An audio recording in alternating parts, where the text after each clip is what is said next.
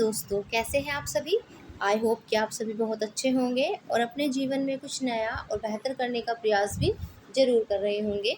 तो दोस्तों, हम अपनी 9th क्लास की एनसीईआरटी कंप्लीट कर चुके हैं। अब जो न्यू सिलेबस है उसके हिसाब से उसमें 5 ही चैप्टर हैं जिनको हम कंप्लीट कर चुके हैं। अब हम स्टार्ट कर रहे हैं आज 10th क्लास की एनसीईआरटी हिस्ट्री की, और जिसका चैप्टर नंबर 1 हम डिस्कस करने जा रहे हैं। एंड चैप्टर नंबर 1 का नाम जो है वो दिया है यहाँ पर, यूरोप में राष्ट्रवाद का उदय। तो हम देखेंगे कि यूरोप में राष्ट्रवाद का उदय किस प्रकार होता है। राष्ट्रवाद की अगर यहाँ बात की जाए कि राष्ट्रवाद क्या होता है, तो राष्ट्रवाद एक विचारधारा है जो कि किसी भी देश के नागरिकों के अंदर ये उत्पन्न होती है, क्योंकि अब जिस राष्ट्र में आप लोग रहते हैं तो उस देश के प्रति जो आपके कर्तव्य हैं, वो आपके जो कर्तव्य हैं या आपके जो वहाँ पर उस देश के प्रति जो आपका प्रेम है, जो कि निजी ना होकर वो पूरे देश के लिए जो भावना होती है आपके अंदर, वही राष्ट्रवाद की भावना होती है। तो यहाँ पर हम देखेंगे कि इस राष्ट्रवाद की भावना का उदय यूरोप में किस प्रकार हुआ। अगर यहाँ पर आप ये चित्र देख पा रहे होंगे तो ये फ्रेडरिक सोर्यू विश्वव्यापी प्रजातांत्रिक और सामाजिक गणराज्यों का स्वप्न राष्ट्रों के बीच संधि 1848 में दिखाया गया है। यहाँ देख सकते हैं कि आप ये ईसा मसीह का जो क्रॉस चिन्ह का निशान लगाए हुए हैं उनको दिखाया गया है, एक तरह से फरिश्ते टाइप यहाँ दिखाए गए हैं। और यहाँ पर ये एक स्वतंत्रता की प्रतीक के रूप में दिखाई गई हैं, जो कि हाथ में अपने कुछ घोषणा पत्र लिए हुए हैं।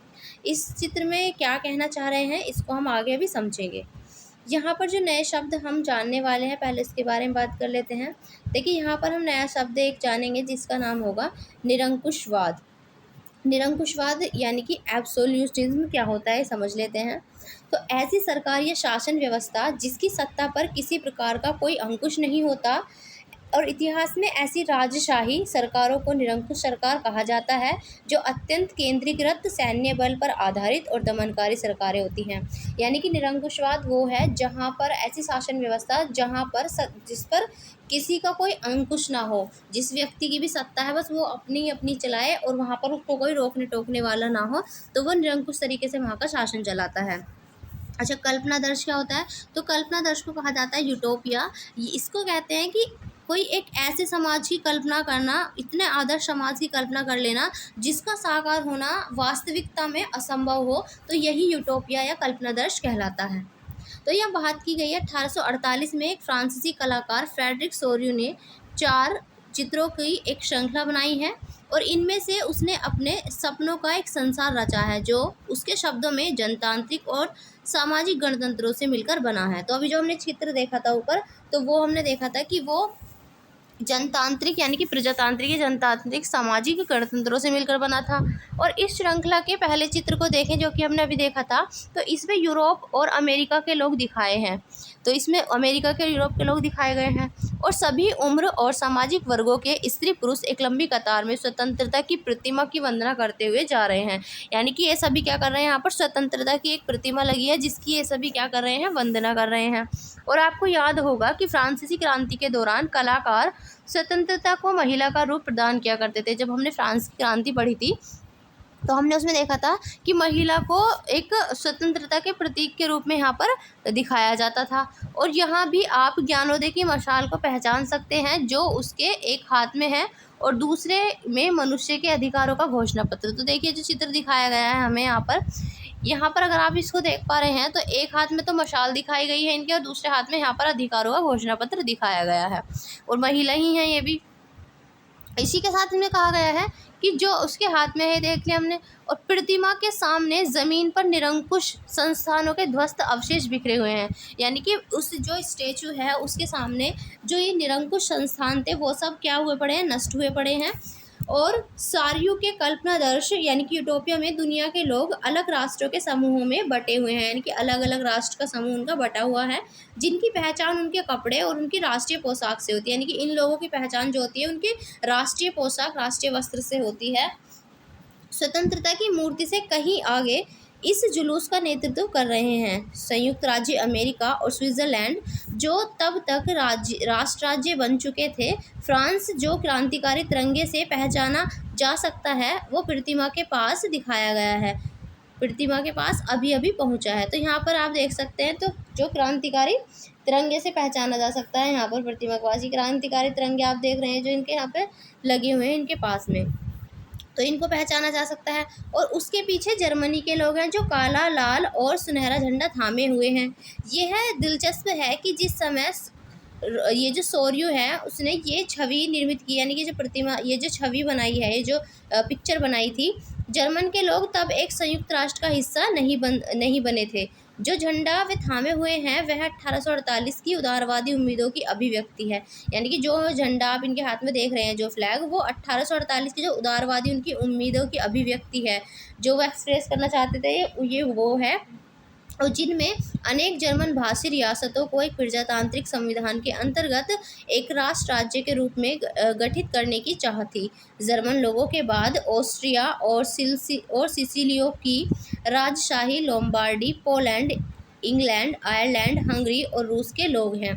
तो यहाँ पर इसके अंदर कौन कौन दिखाए गए हैं, तो जर्मन लोगों के बाद जो ऑस्ट्रिया है, इसमें ऑस्ट्रिया और 2 सिसिलियो की राजशाही, लोम्बार्डी, पोलैंड, आयरलैंड और इंग्लैंड, हंगरी के और रूस के लोग हैं। ऊपर स्वर्ग से ईसा मसीह, संत और फरिश्ते इस दृश्य में अपनी नज़रें जमाए हुए हैं। तो अभी हमने चित्र जो देखा था, ऊपर ईसा मसीह देखे थे क्रॉस के चिन्ह के साथ, और इसी के साथ फरिश्ते और संत बताए गए हैं जो कि ऊपर से इन पर नज़रें जमाए हुए हैं। चित्रकार ने इनका इस्तेमाल दुनिया के राष्ट्रों के बीच भाईचारे के प्रतीक के रूप में किया है। तो यहाँ पर इनका जो इस्तेमाल किया गया है वो किस रूप में किया गया है, भाईचारे के प्रतीक के रूप में किया गया है। इस अध्याय में एक ऐसे विषय उठाए जाएंगे जिनकी काल्पनिक अभिव्यक्ति सोर्यू ने चित्र 1 में की थी। यानी कि अब हम इस बुक में जो पढ़ने वाले हैं, अब इन्हीं विषयों को पढ़ेंगे, इन्हीं विषयों के बारे में यहाँ पर चर्चा होगी, जिसके जो हमने अभी इसकी कल्पित जो अभिव्यक्ति है, जो इन्होंने इमेजिनेशन के थ्रू जो अपनी सोच को अभिव्यक्त किया उस पिक्चर में, उसके आधार पर यहाँ पर विषय देखेंगे। 19वीं सदी के दौरान राष्ट्रवाद एक ऐसी ताकत बनकर उभरा जिसने यूरोप के राजनीतिक और मानसिक जगत में भारी परिवर्तन ला दिए। इन परिवर्तनों से अंततः यूरोप के बहुराष्ट्रीय वंशीय साम्राज्यों के स्थान पर राष्ट्र राज्यों का उदय हुआ। यूरोप में लंबे समय से एक ऐसे आधुनिक राज्य की गतिविधियां और विचार विकसित हो रहे थे जिसमें स्पष्ट रूप से परिभाषित क्षेत्र पर प्रभुसत्ता एक केंद्रीय शक्ति थी, लेकिन राष्ट्र राज्य में न केवल उसके शासकों बल्कि उसके अधिकांश नागरिकों में एक साझा पहचान का भाव और साझा इतिहास या विरासत की भावना थी। तो साझेपन की जो ये भावना थी, ये अनंत काल से नहीं थी, ये ऐसा नहीं था कि बहुत टाइम से चली आ रही थी, बल्कि ये जो था एक संघर्षों और नेताओं तथा आम लोगों की सरगर्मियों से निर्मित हुई थी। यह अध्याय उन विविध प्रक्रियाओं पर प्रकाश डालेगा जिनके तहत 19वीं सदी के यूरोप में राष्ट्र राज्य और राष्ट्रवाद अस्तित्व में आए। यहाँ पर अगर आप देखेंगे तो यहाँ पर बताया गया है कि राष्ट्र क्या है, और ये जो अर्नेस्ट रेनन है इन्होंने बताया है कि राष्ट्र क्या है इसके बारे में। तो ये यहाँ पर लिखते हैं कि इस निबंध में रेनन ने, जो अन्य लोग ये सोचते हैं कि राष्ट्र जो है वो एक समान भाषा, समान नस्ल, समान धर्म या समान क्षेत्र से बनता है, तो इस बात की इन्होंने, रेनन ने यहाँ पर आलोचना की है। और इन्होंने अपना तर्क दिया है कि एक जो राष्ट्र होता है वो एक राष्ट्र एक लंबे प्रयासों, त्याग और निष्ठा का चरम बिंदु होता है। शौर्य, वीरता से युक्त अतीत, महान पुरुषों के नाम, गौरव जो ये सब कुछ है, और यह वह सामाजिक पूंजी है जिस पर एक राष्ट्रीय विचार आधारित किया जाता है। अतीत में समान गौरव का होना, वर्तमान में एक समान इच्छा संकल्प का होना, साथ मिलकर महान काम करना और आगे ऐसे काम करने की इच्छा और एक जनसमूह होने की, यह सब शर्तें हैं। अतः राष्ट्र एक बड़ी और व्यापक एकता है। यानी कि जो राष्ट्र है वो क्या है, एक बड़ी और एक व्यापक एकता होती है, और उसका अस्तित्व रोज होने वाला जनमत संग्रह है। उसके प्रांत उसके निवासी हैं। अगर सलाह किए जाने का किसी का अधिकार है तो वह निवासी ही है। किसी देश का विलय करने या किसी देश पर उसकी इच्छा के विरुद्ध कब्जा जमाए रखने में एक राष्ट्र की वास्तव में कोई दिलचस्पी नहीं होती है। राष्ट्रों का अस्तित्व में होना एक अच्छी बात है, बल्कि यह एक ज़रूरत भी है। तो यानी कि जो राष्ट्र होते हैं उनका अस्तित्व में होना एक अच्छी बात है, बल्कि एक ज़रूरत भी है, और उनका होना स्वतंत्रता की गारंटी है। और अगर दुनिया में केवल एक कानून और उसका केवल एक मालिक होता तो स्वतंत्रता का लोप हो जाएगा। भाई अगर पूरी दुनिया में एक ही कानून लागू कर दिया जाए तो स्वतंत्रता कहाँ ही रह जाएगी फिर। यहाँ पर हम देख लेते हैं कि नए शब्द जो हमने यहाँ पर देखे, जन्म संग्रह। देखिए जन्म संग्रह क्या होता है, तो एक प्रत्यक्ष मतदान के जरिए एक क्षेत्र के सभी लोगों से एक प्रस्ताव को स्वीकार या अस्वीकार करने के लिए पूछा जाता है, तो इसे कहा जाता है जन्म संग्रह। यानी कि जनता का संग्रह, पूरी जनता को इकट्ठा किया और किसी प्रस्ताव पर वो उनकी सहमति है या असहमति है ये पूछ लिया जाता है, यही कहलाता है जन्म संग्रह, मेमोरेंडम जिसको हम बोलते हैं।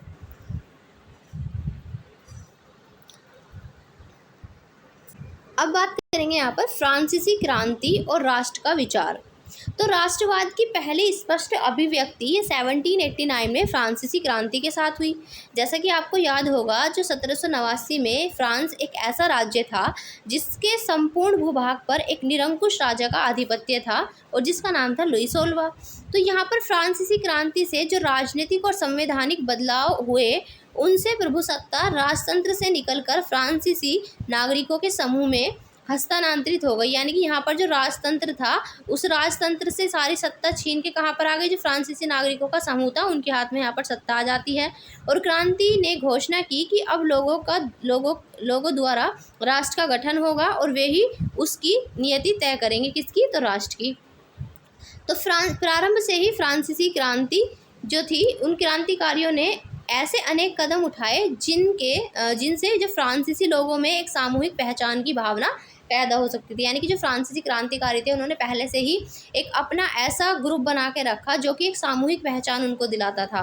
पितृभूमि और नागरिक जैसे विचारों ने एक संयुक्त समुदाय के विचार पर बल दिया, जिसे एक संविधान के अंतर्गत समान अधिकार प्राप्त होते थे। अतः एक नया फ्रांसीसी झंडा तिरंगा चुना गया जिसने पहले के राष्ट्रध्वज की जगह ले ली थी। यानी कि यहाँ पर अब क्या किया जाता है, फ्रांसीसी झंडा था तिरंगा ये चुना जाता है जिसने जो उनका पहला जो झंडा था उसकी जगह ले ली थी। स्टेट जनरल का चुनाव सक्रिय नागरिकों के समूह द्वारा किया जाने लगा और उसका नाम बदलकर नेशनल असेंबली कर दिया गया। तो यहाँ पर जो स्टेट जनरल का चुनाव होता था उसमें सक्रिय नागरिकों के द्वारा उसका चुनाव किया जाने लगा और साथ ही साथ इसका नाम बदलकर नेशनल असेंबली कर दिया गया।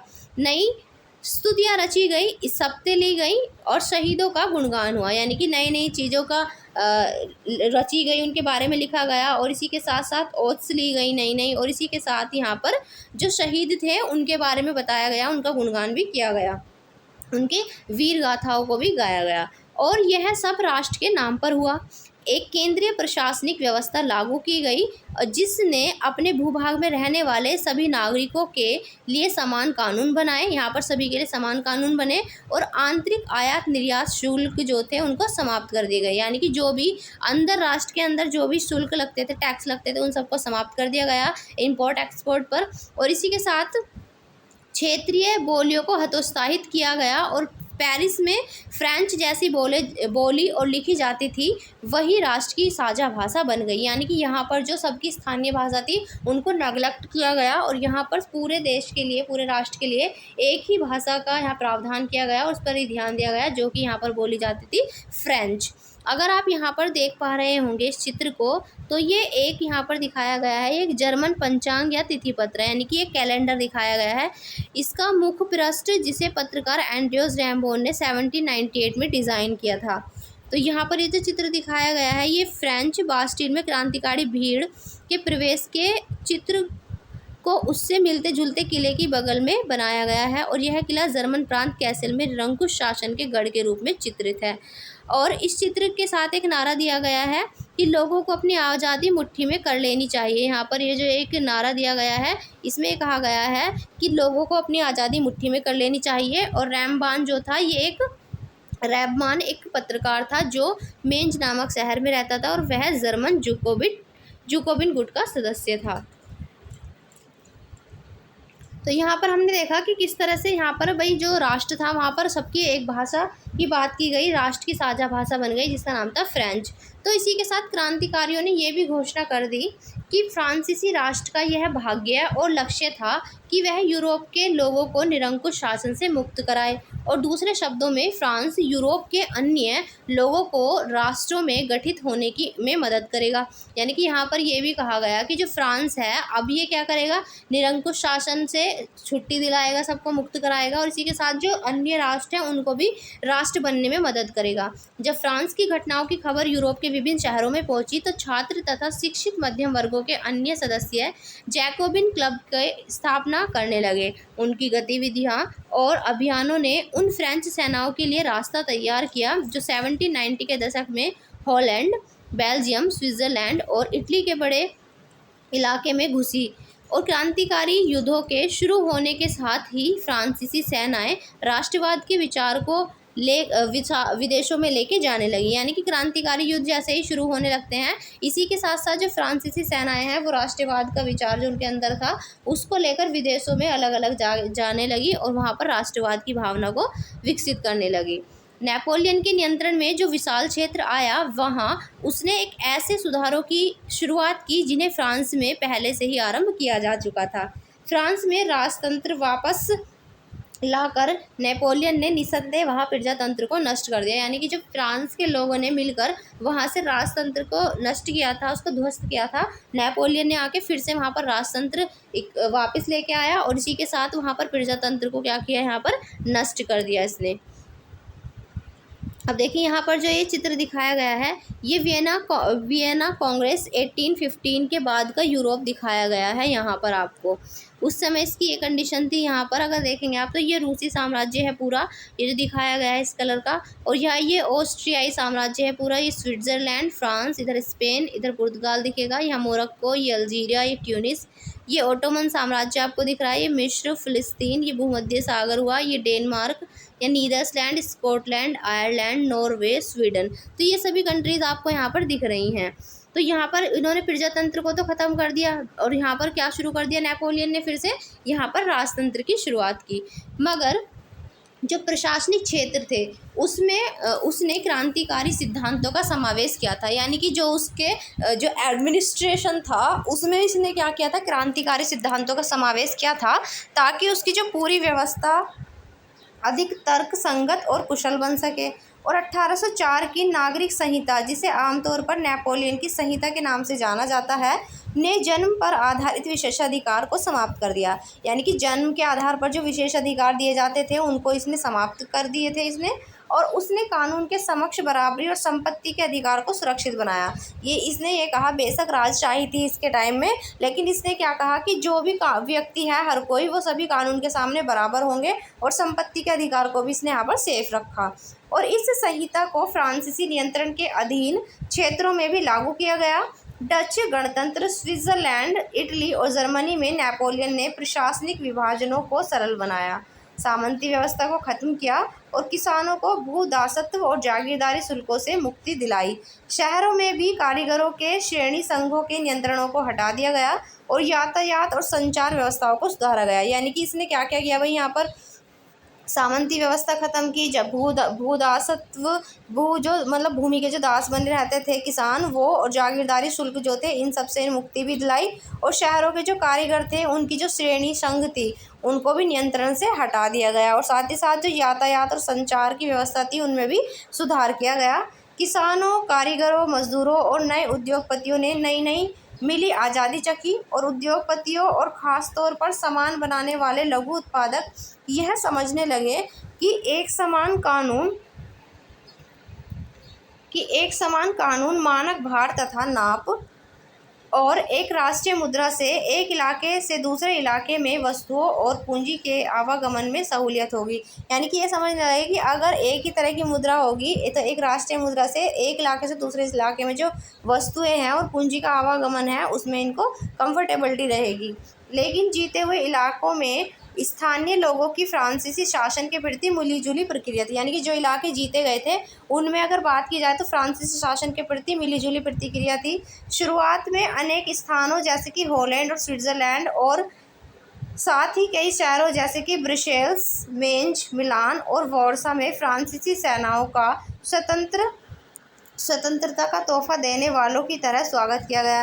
यानी कि इन देशों में तो इनका ऐसा स्वागत किया गया जैसे कि उन्होंने जो यहाँ की फ्रांसीसी सेनाएं हैं उन्होंने वहाँ पर सबको आज़ाद कराकर उनको एक तरह का गिफ्ट दिया हो। मगर यह शुरुआती उत्साह शीघ्र ही दुश्मनी में बदल गया। यानी कि पहले तो वो लोग खुश हुए कि उन्हें स्वतंत्रता मिल गई, लेकिन बाद में वो जल्दी ही क्या हो गए, यहाँ पर दुश्मन बन गए। और जब यह साफ होने लगा कि नई प्रशासनिक जो व्यवस्थाएं हैं वो राजनीतिक स्वतंत्रता के अनुरूप नहीं थी, बढ़े हुए कर, सेंसरशिप और बाकी यूरोप को जीतने के लिए फ्रेंच सेना में जबरन भर्ती से हो रहे नुकसान प्रशासनिक परिवर्तनों से मिले फ़ायदों से कहीं ज़्यादा नज़र आने लगे। यानी कि अब जो लोग खुश हो रहे थे, अब इन्होंने देखा कि यहाँ पर ये लोग तो और भी प्लेसेस को जीतना चाहते हैं और देशों को जीतना चाहते हैं, जिसके लिए ज़बरदस्ती अपनी सेना में इनको भर्ती कर रहे थे। तो इन्हें यहाँ के लोगों को समझ आया कि ये तो हमारे साथ ठीक नहीं है, ये तो इन्होंने इतनी हमें स्वतंत्रता नहीं दिलाई जितना ये हमसे काम करवा रहे हैं। एक तरह से इन्हें ये लगा, तो इसलिए इनको यहाँ पर ये दुश्मनी में बदल गए इनके शब्द जो थे। इसी के साथ यहाँ पर अगर आप इस चित्र को देख पा रहे होंगे तो इस चित्र को देखिए भाई, देखिए ये है ज़्वेब्रेकन जर्मनी में। ये स्वतंत्रता के वृक्ष का रोपण यहाँ पर किया जा रहा है। ये स्वतंत्रता का वृक्ष लगा रहे हैं यहाँ पर एक तरह से।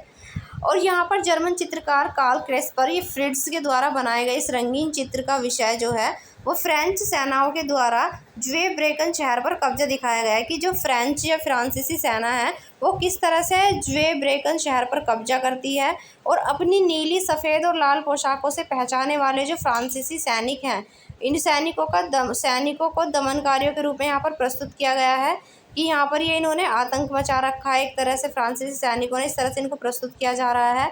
जो एक किसान की गाड़ी बाएं छीनते हुए कुछ युवाओं महिलाओं को तंग करते हुए दिखाए जा रहे हैं बीच के भाग में। और इसी के साथ एक किसान को यहाँ पर घुटने टेकने के लिए मजबूर कर दिया गया है। और स्वतंत्रता के वृक्ष पर लगाई जा रही पट्टी पर जर्मन में लिखा है, उसका अनुवाद ये है कि हमसे आज़ादी और समानता ले लो। यह मानवता का आदर्श रूप है। यह फ्रांसीसियों के इस दावे पर व्यंग्य है कि वे जिन इलाकों में जाते थे वहाँ राजतंत्र का विरोध कर उन्हें मुक्तिदाता बन जाते थे वहाँ कर उनके। तो यहाँ पर देखेंगे आप, तो यहाँ पर इनके साथ क्या किया जा रहा है, किसान के साथ वही बहुत ही गलत व्यवहार किया जा रहा है। इनसे किसानों से यहाँ पर गाड़ी छीनी जा रही है। अगर आप यहाँ देखेंगे तो महिलाओं के साथ अभद्रता की जा रही है। और यहाँ पर किसानों को क्या किया जा रहा है, यहाँ पर उनको भी तंग किया जा रहा है। तो इसी के साथ यहाँ पर हमने देखा, यहाँ पर जो ये चित्र ये जो यहाँ पर पोस्टर लग रहा है इसमें लिखा है कि हमसे आज़ादी और समानता ले लो। तो यहाँ पर इन्होंने इस तरह का व्यवहार यहाँ पर इनके साथ किया तो इन्हें यहाँ पर बहुत बुरा लगा इन लोगों को। और इसी के साथ ये जो राइनलैंड का डाकिया दिखाया गया है, ये राइनलैंड का डाकिया लाइप्जिग संघ से आते हुए सब कुछ गंवा देता है। तो ये जो डाकिया है ये और कोई नहीं है, ये नेपोलियन ही है। तो यहाँ नेपोलियन को 1813 में लाइप्जिग की लड़ाई हार कर फ्रांस लौटते हुए डाकिये के रूप में दिखाया गया है। और उसके झोले से गिरती हुई चिट्ठी पर उन भूभागों के नाम लिखे हुए हैं जिन्हें अब वो हार चुका है, ये उनके नाम लिखे हुए हैं। अब हम बात करेंगे यूरोप में राष्ट्रवाद। यूरोप में राष्ट्रवाद का निर्माण जो है वो किस तरह से होता है। तो सबसे पहले हम देखेंगे कि अगर आप मध्य 18वीं सदी के यूरोप के नक्शे को देखेंगे तो उसमें वैसे राष्ट्र राज्य नहीं मिलेंगे जैसे कि आज हैं, जिन्हें हम आज जर्मनी, इटली और स्विट्ज़रलैंड के रूप में जानते हैं। वे तब राजशाहियों, डचियों और कैंटनों में बटे हुए थे। यानी कि ये अलग अलग पार्ट्स में डिवाइड थे। किस किस में? राजशाही में बटे थे, कुछ डचियों में यानी कि डचिस में, और कुछ बचे थे कैंटोन्स में, जिनके शासकों के स्वायत्त क्षेत्र थे। यानी कि इनके शासकों के क्या थे? स्वायत्त क्षेत्र थे। पूर्वी और मध्य यूरोप निरंकुश राजतंत्रों के अधीन थे। तो पूर्वी वाला भाग, ईस्ट वाला, और इसी के साथ जो मिड वाला मध्य यूरोप था, इसमें निरंकुश राजतंत्रों के अधीन थे। और इन इलाकों में तरह तरह के लोग रहते थे। वे अपने आप को एक सामूहिक पहचान या किसी समान संस्कृति का भागीदार नहीं मानते थे। अक्सर वे अलग अलग भाषाएं बोलते थे और विभिन्न जातीय समूह के सदस्य थे। उदाहरण के तौर पर ऑस्ट्रिया हंगरी पर शासन करने वाला हैब्सबर्ग साम्राज्य कई अलग अलग क्षेत्रों और जनसमूहों को जोड़कर बना था। यानी कि ये जो हैब्सबर्ग साम्राज्य था ये कई अलग अलग क्षेत्रों और जनसमूहों को जोड़कर ये बना था। इसमें अगर बात की जाए तो इसमें एल्प्स के ट्रोल, ऑस्ट्रिया और और सुडेटेनलैंड जैसे इलाकों के साथ साथ बोहेमिया भी शामिल था, जहाँ के कुलीन वर्ग में जर्मन भाषा बोलने वाले ज़्यादा थे। हैब्सबर्ग साम्राज्य में लोम्बार्डी और वेनेशिया जैसे इतालवी भाषी प्रांत भी शामिल थे। हंगरी में आधे लोग जो थे वो मैग्यार भाषा बोलते थे, जबकि बाकी लोग विभिन्न बोलियां जो थे उनका इस्तेमाल करते थे वहाँ पर। गालिसिया में कुलीन वर्ग पॉलिश भाषा बोलता था। कहाँ पर? तो ये जगह है गालिशिया। गालिशिया में जो कुलीन वर्ग के लोग थे वो क्या बोलते थे? वो पोलिश भाषा बोलते थे। इन प्रभावशाली समूहों के अलावा हैब्सबर्ग साम्राज्य की सामाजिक रेखाओं के भीतर भारी संख्या में खेती करने वाले लोग अधीन अवस्था में रहते थे, जैसे उत्तर में बोहेमियन और स्लोवाक कार्नियोला में स्लोवेन्स, दक्षिण में क्रोएट तथा पूर्व में जो पूर्व की तरफ है ये था ट्रांसिल्वेनिया में रहने वाले राउमन लोग। ऐसा फर्क राजनीतिक एकता को आसानी से बढ़ावा देने वाला नहीं था। इस तरह तरह के समूहों को आपस में बांधने वाला तत्व केवल सम्राट के प्रति सबकी निष्ठा थी। तो इन सब को यहाँ पर ये जो एक फ़र्क दिखाया गया है, राजनीतिक एकता को आसानी से बढ़ावा देने वाला नहीं था, बल्कि ये जो फ़र्क यहाँ पर दिखाए ये तो अलग अलग इनके सबके हो गए। लेकिन यहाँ पर अगर बात की जाए तो यहाँ पर इस तरह तरह के जो समूह हैं, ये जो आपस में इनको बांधने वाला जो तत्व आपको दिखाई दे रहा है, वो कोई आंतरिक शक्ति नहीं थी, बल्कि वो क्या था? तो वो केवल और केवल जो सम्राट था वहाँ का, उसके प्रति इन सब लोगों की निष्ठा थी, वही इनको केवल एक तत्व में बांध रही थी, इसके अलावा और कुछ नहीं था। अब देख लेते हैं कुछ महत्वपूर्ण तिथियां जो हमारे लिए इम्पोर्टेंट होंगी। जैसे कि इसमें दिया है पहला 1797 यानी कि 1797। इसमें क्या होता है? नेपोलियन का इटली पर हमला और नेपोलियाई युद्धों की शुरुआत शुरू होती है 1797 में। 1814 से 15 में नेपोलियन का पतन यानी कि नेपोलियन का यहाँ पर डेक्लाइन होता है और वियना शांति संधि होती है 1814-15 में। 1821 में यूनानी स्वतंत्रता के लिए संघर्ष शुरू होता है 1821 में। 1848 में फ्रांस में क्रांति। यहाँ पर इसी के साथ आर्थिक परेशानियों से ग्रस्त कारीगर, औद्योगिक मजदूर, किसानों की बगावत, मध्य वर्ग संविधान और प्रतिनिधियात्मक सरकार के गठन की मांग करता है। इतालवी, जर्मन, मैग्यार, पोलिश, चेक आदि राष्ट्र राज्यों की मांग करते हैं ये सभी। इसी के साथ 1859 से 1870 में इटली का एकीकरण होता है और 1866 से 1871 में जर्मनी का एकीकरण होता है और 1905 में हैब्सबर्ग और ओटोमन साम्राज्य जो हैं इनमें स्लाव राष्ट्रवाद मजबूत होता है। अब हम देखेंगे राष्ट्रवाद और राष्ट्र राज्य का विचार ये कैसे उभरता है। तो राष्ट्रवाद और राष्ट्र राज्य का विचार किस तरह से उभरता है अब हमें ये पढ़ना है। तो यहाँ पर बात की गई है कुलीन वर्ग और नया मध्यम वर्ग, यानी कि जो कुलीन वर्ग था वो और नया मध्यम वर्ग जो है उसके बारे में बात की गई है। तो सामाजिक और राजनीतिक रूप से ज़मीन का मालिक कुलीन वर्ग यूरोपीय महाद्वीप का सबसे प्रभुत्वशाली वर्ग था। यानी कि अगर बात की जाए चाहे सामाजिक रूप से देख लो चाहे आर्थिक रूप से, ज़मीन का जो मालिक था वो कुलीन वर्ग का ही व्यक्ति या कुलीन वर्ग का जो यूरोपीय महाद्वीप का सबसे प्रभुत्वशाली वर्ग था वो हुआ करता था। इस वर्ग के जो सदस्य थे वो एक साझा जीवन शैली से बंधे हुए थे। यानी कि इस वर्ग में जो भी सदस्य थे वो एक साझा मतलब मिले जुले एक शैली से बंधे हुए थे जो क्षेत्रीय विभाजनों के आर पार व्याप्त थी। वे ग्रामीण इलाकों में जायदाद और शहरी हवेलियों के मालिक थे। राजनीतिक कार्यों के लिए तथा उच्च वर्गों के बीच वे फ्रेंच भाषा का प्रयोग करते थे। उनके परिवार अक्सर वैवाहिक बंधनों में आपस से जुड़े होते थे, मगर यह शक्तिशाली कुलीन वर्ग संख्या के लिहाज से एक छोटा सा समूह था। जनसंख्या के अधिकांश लोग जो थे वो कृषक थे और पश्चिम में ज़्यादातर ज़मीन पर किराएदार और छोटे काश्तकार खेती किया करते थे, जबकि पूर्वी और मध्य यूरोप में भूमि विशाल जागीरों में बटी थी जिस पर भूदास खेती करते थे। तो यानी कि ये जो किसान थे ज़्यादा बड़ी संख्या में थे, जबकि जो कुलीन वर्ग था ये छोटी संख्या में था। और पूर्व वाला एरिया था और मध्य वाला एरिया था, यहाँ पर यूरोप में जो बड़ी जागीरें बटी हुई थी जिन पर भूदास खेती करते थे, जबकि जो पश्चिम वाला एरिया है उसमें ज़्यादातर किराएदार और छोटे काश्तकार खेती किया करते थे। पश्चिम और मध्य यूरोप के हिस्सों में औद्योगिक उत्पादन और व्यापार में वृद्धि से शहरों का विकास और वाणिज्यिक वर्गों का उदय हुआ। तो यहाँ पर क्या होता है, इनके पश्चिम और मध्य यूरोप के हिस्सों में औद्योगिक उत्पादन और व्यापार में वृद्धि से शहरों का विकास होता है, यानी कि शहर बनते हैं। और इसी के साथ साथ वाणिज्यिक वर्गों का भी उदय होता है, जिनका अस्तित्व बाजार के लिए उत्पादन पर टिका था। भाई ये किस लिए थे? तो बाजार में जो चीज़ें उत्पादन करने वाली थी उनके लिए इनका अस्तित्व था।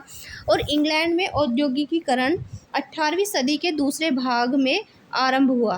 तो इंग्लैंड में औद्योगिकीकरण, इंडस्ट्रियलाइजेशन कब शुरू होता है? तो ये 18वीं सदी का जो दूसरा चरण स्टार्ट होता है उसमें स्टार्ट होता है। लेकिन फ्रांस और जर्मनी के राज्यों के कुछ हिस्सों में यह 19वीं शताब्दी के दौरान ही शुरू हुआ।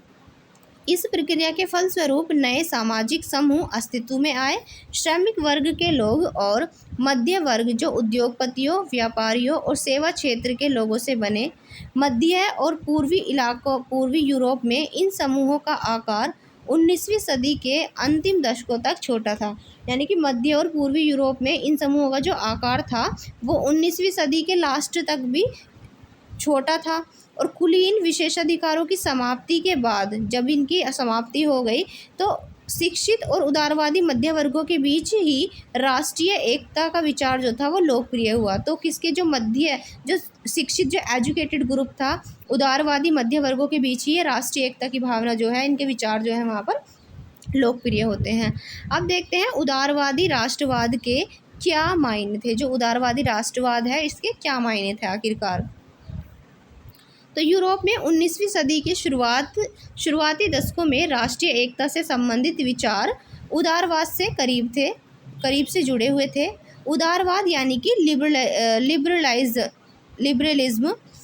तो यहाँ पर जो लिबरलिज्म या उदारवादी की बात की गई है, ये शब्द लातिन भाषा के मूल लाइबर शब्द पर आधारित है, जिसका अर्थ होता है आज़ाद। तो नए मध्यम वर्ग के लिए उदारवाद का मतलब था कि व्यक्ति के लिए आज़ादी और कानून के समक्ष बराबरी। यानी कि उदारवादी का मतलब यहाँ पर किस चीज़ से निकाल के आया था? तो उदारवाद का मतलब था कि व्यक्ति की एक तो आज़ादी और कानून के समक्ष सबकी बराबरी, यानी कानून के सामने सब बराबर हो और यहाँ पर सबके लिए आज़ादी हो। राजनीतिक रूप से उदारवाद एक ऐसी सरकार पर जोर देता था जो सहमति से बनी हो। फ्रांसीसी क्रांति के बाद से उदारवाद निरंकुश शासक और पादरी वर्ग के विशेषाधिकारों की समाप्ति, संविधान तथा संसदीय प्रतिनिधि सरकार का पक्षधर था। यानी कि जब से फ्रांसीसी क्रांति हुई थी उसके बाद से लोगों ने निरंकुश शासन को डिनाई कर दिया, पादरी वर्ग के विशेषाधिकार थे उनको समाप्त कर दिए, और इसी के साथ जो संविधान था और संसदीय प्रतिनिधि सरकार थी उसके पक्षधर थे सभी। 19वीं सदी के उदारवादी निजी संपत्ति के स्वामित्व की अनिवार्यता पर भी बल देते थे। यानी कि 19वीं सदी के उदारवादी निजी संपत्ति में क्या होता था? स्वामित्व की अनिवार्यता पर ये क्या देते थे? बल देते थे। लेकिन ये ज़रूरी नहीं था कि कानून के समक्ष बराबरी का विचार सबके लिए मताधिकार के पक्ष में था। यानी कि सबको समान अधिकार दिया जाएगा, तो इसका मतलब ये नहीं कि सबको मताधिकार यानी कि जो मत का अधिकार है वो भी दिया जाएगा। आप याद करें कि क्रांतिकारी फ्रांस उदारवादी प्रजातंत्र का पहला राजनीतिक प्रयोग था, भाई हमने पढ़ा था, और वहाँ मत देने और चुने जाने का अधिकार केवल संपत्तिवान पुरुषों को ही था। संपत्ति विहीन पुरुष और सभी महिलाओं को राजनीतिक अधिकारों से वंचित रखा गया था। पढ़ा था ना हमने। तो वहाँ पर जिनके पास संपत्ति थी वही क्या कर सकते थे? वोट दे सकते थे। ना तो महिलाएं वोट दे सकती थी और ना ही वो पुरुष वोट दे सकते थे जिनके पास धन नहीं था, जो संपत्ति नहीं थी जिनके पास। केवल थोड़े समय के लिए जैकोबिन शासन के समय में सभी वयस्क पुरुषों को मताधिकार प्राप्त था। यानी कि जैकोबिन के टाइम पे ही क्या था? यहाँ पर सभी पुरुषों को थोड़े समय के लिए कि मतदान का यहाँ पर अधिकार दिया गया था। मगर नेपोलियन की संहिता पुनः सीमित मताधिकार पर वापस ले आई, और जब यहाँ पर नेपोलियन वापस आया तो यहाँ पर फिर से इसने सीमित कर दिया मताधिकार को, और उसने महिलाओं को अवयस्क दर्जा देते हुए उन्हें पिता और पतियों के अधीन कर दिया कि जो पत्नियां हैं वो अपने पिता और पति के अधीन ही रहेंगी। और संपूर्ण 19वीं सदी तथा 20वीं सदी के आरंभिक वर्षों में महिलाओं और संपत्ति विहीन पुरुषों ने समान राजनीतिक अधिकारों की मांग करते हुए विरोध आंदोलन चलाए थे। तो 19वीं और 20वीं शताब्दी में महिलाओं ने यहाँ पर और पुरुषों ने दोनों ने ही समान राजनीतिक अधिकारों की मांग के लिए यहाँ पर विरोध और आंदोलन किए थे। आर्थिक क्षेत्र में उदारवाद, बाजारों की मुक्ति और चीज़ों तथा खनिजों तो आर्थिक क्षेत्र में क्या होता है? जो उदारवाद और बाजारों की मुक्ति और चीज़ों तथा पूंजी के आवागमन पर राज्य द्वारा लगाए गए नियंत्रणों को खत्म करने के पक्ष में था। 19वीं सदी के दौरान उभरते हुए मध्य वर्गों की यह जोरदार मांग थी। आइए हम अब 19वीं सदी के पहले के भाग में जर्मन भाषी इलाकों का उदाहरण लें। नेपोलियन के प्रशासनिक कदमों से अनगिनत छोटे प्रदेशों से 39 राज्यों का एक महासंघ बना। तो नेपोलियन के प्रशासनिक कदमों से क्या होता है, अनगिनत छोटे छोटे प्रदेशों से 39 राज्यों का एक महासंघ बनता है और इनमें से प्रत्येक की अपनी मुद्रा और नापतोल प्रणाली थी। 1833 में हैम्बर्ग और न्यूरेमबर्ग जाकर अपना माल बेचने वाले एक व्यापारी को 11 सीमा शुल्क नाकों से गुजरना पड़ता था। तो देख रहे हैं आप यहाँ पर 1833 में जो हैम्बर्ग से न्यूरेमबर्ग जाकर अपना माल बेचने वाला जो व्यापारी था उसको 11 तो सीमा शुल्क नाकों से, मतलब 11 उसको सीमा शुल्क देने पड़ते थे, 11, और हर बार लगभग 5% सीमा शुल्क देना पड़ता था। और शुल्क जो था वो अक्सर वस्तुओं या वजन या आकार के अनुसार लिए जाते थे। चूँकि हर क्षेत्र में अपनी नापतोल की व्यवस्था थी, अतः हिसाब लगाने में समय भी लगता था। और मसलन कपड़े को नापने का पैमाना एले था, जिसकी लंबाई जगह बदलने के साथ घटती बढ़ती थी। और अगर एक एल कपड़ा फ्रैंकफर्ट में ख़रीदा जाता तो था 54.7 सेंटीमीटर मिलता था, मेज में 55.1 सेंटीमीटर और न्यूरेमबर्ग में 65.6 सेंटीमीटर और फ्राइबर्ग में 53.5 सेंटीमीटर। तो देख सकते हैं अलग अलग जगह इसकी अलग अलग यहाँ पर माप होती थी। तो नए वाणिज्यिक वर्ग ये ऐसी परिस्थितियों को आर्थिक विनियमन और विकास में बाधक मानते हुए एक ऐसे एकीकृत आर्थिक क्षेत्र के निर्माण में के पक्ष में तर्क दे रहा था जहां वस्तुओं, लोग और पूंजी का आवागमन बाधा रहित हो। 1834 में प्रिशा की पहल पर एक शुल्क संघ जाल वेराइन स्थापित किया गया। तो किसकी हेल्प से किया जाता है ये, किसकी पहल से, प्रिशा की पहल से यहाँ पर शुल्क संघ एक जिसका नाम था जोल वेराइन ये स्थापित किया गया, जिसमें अधिकांश जर्मन राज्य शामिल हो गए। और इस संघ ने शुल्क अवरोधों को समाप्त कर दिया और मुद्राओं की संख्या 2 कर दी, जो उससे पहले 30 से ऊपर थी। यानी कि जो अलग अलग मुद्रा थी उनकी संख्या को ख़त्म करके केवल 2 कर दी, जो पहले 30 से भी ज़्यादा थी। इसके अलावा रेलवे के जाल ने गतिशीलता बढ़ाई और आर्थिक हितों को राष्ट्रीय एकीकरण का सहायक बनाया। उस समय पनप रही व्यापक राष्ट्रवादी भावनाओं को आर्थिक राष्ट्रवाद की लहर ने मजबूत बनाया था। चलिए अब हम बात करेंगे 1815 के बाद एक नया रूढ़िवाद। इससे पहले जान लेते हैं कि रूढ़िवाद क्या होता है। तो देखिए, एक ऐसा राजनीतिक दर्शन या परंपरा जो स्थापित संस्थानों और रीति रिवाजों पर जोर देता है और तेज बदलावों की बजाय क्रमिक और धीरे विकास को प्राथमिकता देता है, वही कहलाता है रूढ़िवाद। यानी कि जो पहले से ही चीज़ें चली आ रही हैं उसको ही, उसमें चेंज तो चाहे लेकिन बहुत धीमे धीमे धीमे चेंज, तो वो क्या कहलाएगा यहाँ पर, ये उस तरह से रूढ़िवाद को दर्शाया गया है यहाँ पर राजनीति के। चलिए तो यहाँ से अब हम बताते हैं 1815 के बाद का एक नया रूढ़िवाद। अब देखते हैं तो 1815 में नेपोलियन की हार के बाद जो यूरोपीय सरकारें थी वो रूढ़िवाद की भावना से प्रेरित थी। तो 1815 में नेपोलियन की हार हो जाती है, तो इसके बाद जो यूरोपीय सरकार थी वो रूढ़िवाद की भावना से प्रेरित थी। यानी कि वो रूढ़िवादी मानते थे कि राज्य और समाज की स्थापित जो पारंपरिक संस्थाएं हैं, जैसे कि राजतंत्र, चर्च और सामाजिक ऊंच नीच, संपत्ति और परिवार को बनाए रखना चाहिए। तो यहाँ पर इन सबको बनाए रखना चाहिए। फिर भी अधिकतर जो रूढ़िवादी लोग थे वो क्रांति से पहले के दौर में वापसी नहीं चाहते थे। नेपोलियन द्वारा शुरू किए गए परिवर्तनों से उन्होंने यह जान लिया था कि आधुनिकीकरण राजतंत्र जैसी पारंपरिक संस्थाओं को मजबूत बनाने में सक्षम था। वह राज्य की ताकत को ज़्यादा कारगर और मजबूत बना सकता था और एक आधुनिक सेना, कुशल नौकरशाही, गतिशील अर्थव्यवस्था, सामंतवाद और भूदासत्व की जो समाप्ति है वो यूरोप के निरंकुश राजतंत्र को शक्ति प्रदान कर सकते थे। यानी कि इनका ये मानना था कि जो ये चेंजेस थे वो चेंजेस ऐसे थे जो यहाँ पर बदलाव ला सकते थे।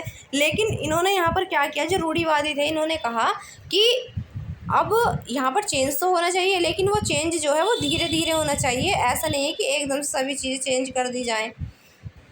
तो 1815 में ब्रिटेन, रूस, प्रशा और ऑस्ट्रिया जैसी यूरोपीय शक्तियों जिन्होंने मिलकर नेपोलियन को हराया था, तो इन सभी शक्तियों ने मिलकर किसको हराया था? नेपोलियन को हराया था। तो इसके प्रतिनिधि ये यूरोप के लिए एक समझौता तैयार करने के लिए वियना में मिले। तो यहाँ पर ये सारे के सारे प्रतिनिधि यूरोप के लिए यहाँ पर क्या करते हैं? एक समझौता तैयार करने के लिए वियना में मीटिंग रखते हैं। और इस सम्मेलन यानी कि इस कांग्रेस की मेजबानी ऑस्ट्रिया के चांसलर थे ड्यूक मैटरनिक, इन्होंने की थी। और इसमें प्रतिनिधियों ने 1815 की वियना संधि, ट्रीटी ऑफ वियना तैयार की थी, जिसका उद्देश्य उन कई सारे बदलावों को ख़त्म करना था जो नेपोलियाई युद्धों के दौरान हुए थे। तो यानी कि ये चेंजेस के लिए बनाई गई थी, जो नेपोलियन के युद्ध के दौरान यहाँ पर जो नए नए जो बदलाव आए थे उनको ख़त्म करने के लिए ये ट्रीटी ऑफ वियना हुई थी। और फ्रांसीसी क्रांति के दौरान हटाए गए बुर्बो वंश की सत्ता में बहाल किया गया, यानी कि जो फ्रांसीसी क्रांति के दौरान जो बुर्बो वंश था उसको सत्ता से हटाया गया था, उसको फिर से वापस लाने के लिए किया गया। और फ्रांस ने उन इलाकों को खो दिया जिन पर कब्जा उसने नेपोलियन के अधीन किया गया था, यानी कि जिन पर नेपोलियन ने कब्जा किया था फ्रांस के अंदर ही, तो वो वहाँ पर उसको अलग कर दिया गया इनसे। तो यहाँ पर इनके इलाके जो थे वो फिर से स्वतंत्र हो गए, जो फ्रांस ने उस दौरान अपने अधीन लिए थे जब नेपोलियन यहाँ पर लड़ रहा था, या नेपोलियन का यहाँ पर राज था। तो फ्रांस की सीमाओं पर कई राज्य कायम कर दिए गए, और ताकि भविष्य में जो फ्रांस वो विस्तार ना कर सके, इसलिए फ्रांस की सीमा पर कई राज्य कायम कर दिए ताकि वो अपना विस्तार ना कर सके। अतः उत्तर में नीदरलैंड का राज्य स्थापित किया गया। तो फ्रांस के उत्तर में नीदरलैंड, और जिसमें बेल्जियम भी शामिल था, और दक्षिण में पीडमोंट में जेनेवा जोड़ दिया गया। प्रशा और उसकी पश्चिमी सीमाओं पर महत्वपूर्ण नए इलाके जोड़ दिए गए, जबकि ऑस्ट्रिया को उत्तरी इटली का नियंत्रण सौंपा गया। मगर नेपोलियन ने 39 राज्यों का जो जर्मन महासंघ स्थापित किया था उसको बरकरार रखा गया। तो यानी कि जो जर्मन 39 राज्य थे उनको मिलाकर जर्मन महासंघ बना था, वो उसको ऐसे ही रहने दिया। और पूर्व में रूस को पोलैंड का एक हिस्सा दिया गया, यानी कि जो पूर्व में रूस था उसको पोलैंड का एक हिस्सा दे दिया गया, जबकि प्रुशिया को सैक्सनी का एक हिस्सा प्रदान किया गया। इन सब का मुख्य उद्देश्य उन राजतंत्रों की बहाली था जिन्हें नेपोलियन ने बर्खास्त कर दिया था, और साथ ही यूरोप में एक नई रूढ़िवादी व्यवस्था कायम करने का लक्ष्य भी दिया था। तो ये उन सब की बहाली करने के लिए था, राजतंत्र की बहाली के लिए था। इनका मुख्य उद्देश्य जो था कि ताकि वहाँ पर राजतंत्र की बहाली हो जाए जिन्हें नेपोलियन ने ख़त्म कर दिया था, और इसके साथ ही चाहते थे कि यूरोप में एक नई रूढ़िवादी व्यवस्था को कायम भी किया जाए। फिर 1815 में स्थापित जो रूढ़िवादी शासन व्यवस्थाएं हैं वो निरंकुश थी, यानी कि उन पर कोई अंकुश नहीं था। फिर से 1815 वाली जो रूढ़िवादी व्यवस्थाएं थी वे आलोचना और असहमति बर्दाश्त नहीं करती थी, यानी कि अगर उनकी कोई आलोचना करे, कोई उनसे असहमत हो तो वो इस चीज़ को बर्दाश्त नहीं करती थी। और उन्होंने उन गतिविधियों को दबाना चाहा जो निरंकुश सरकारों की वैधता पर सवाल उठाती थी। तो उन्होंने उन गतिविधियों को भी दबाने की कोशिश करी जिन पर निरंकुश सरकारों की वैधता पर सवाल उठता है। ज़्यादातर सरकारों ने सेंसरशिप के माध्यम के नियम बनाए और जिनका उद्देश्य अखबारों, किताबों, नाटकों और गीतों में व्यक्त उन बातों पर नियंत्रण लगाना था। यानी कि यहाँ पर ऐसे सरकार ने नियम कानून बना दिए जिनसे कि अखबार, किताब, नाटक, गीत में अगर उन पर कोई व्यंग कसे तो उस पर भी इन्होंने यहाँ पर उसको भी अपने कंट्रोल में लिया, जिसने फ्रांसीसी क्रांति से जुड़े स्वतंत्रता और मुक्ति के विचार झलकते थे। लेकिन फिर भी फ्रांसीसी क्रांति की स्मृति उदारवादियों को लगातार प्रेरित कर रही थी, और नई रूढ़िवादी व्यवस्था के आलोचक उदारवादी राष्ट्रवादियों द्वारा उठाया गया एक मुख्य मुद्दा था प्रेस की आज़ादी। तो ये लोग चाहते थे कि प्रेस की आज़ादी तो इनको मिले ही। अब यहाँ पर ये आप चित्र देख सकते हैं, ये जो चित्र दिखाया गया है ये चिंतकों का क्लब है। किसका क्लब है? ये चिंतकों का। ये चिंतकों का क्लब है। 1820 के आसपास ये बनाया गया एक अनाम व्यंग चित्र है, ठीक है। इसमें बाईं तरफ की पट्टी पर लिखा हुआ है, बाईं तरफ जो पट्टी लगी हुई है इस पर लिखा है कि आज की बैठक का सबसे महत्वपूर्ण प्रश्न ये है कि हमें कब तक सोचने दिया जाएगा। और दाईं तरफ जो बोर्ड लगा है उस पर क्लब के नियमों की सूची लगी हुई है, ये पूरी लिस्ट लगी हुई है। और इसमें लिखा गया है क्या? तो इसमें लिखा है पहला कि इसे पढ़े लिखे समाज का पहला नियम है खामोशी। तो इस पढ़े लिखे समाज का पहला नियम तो यह खामोशी, यानी कि सब पढ़े लिखे चुप हो जाओ।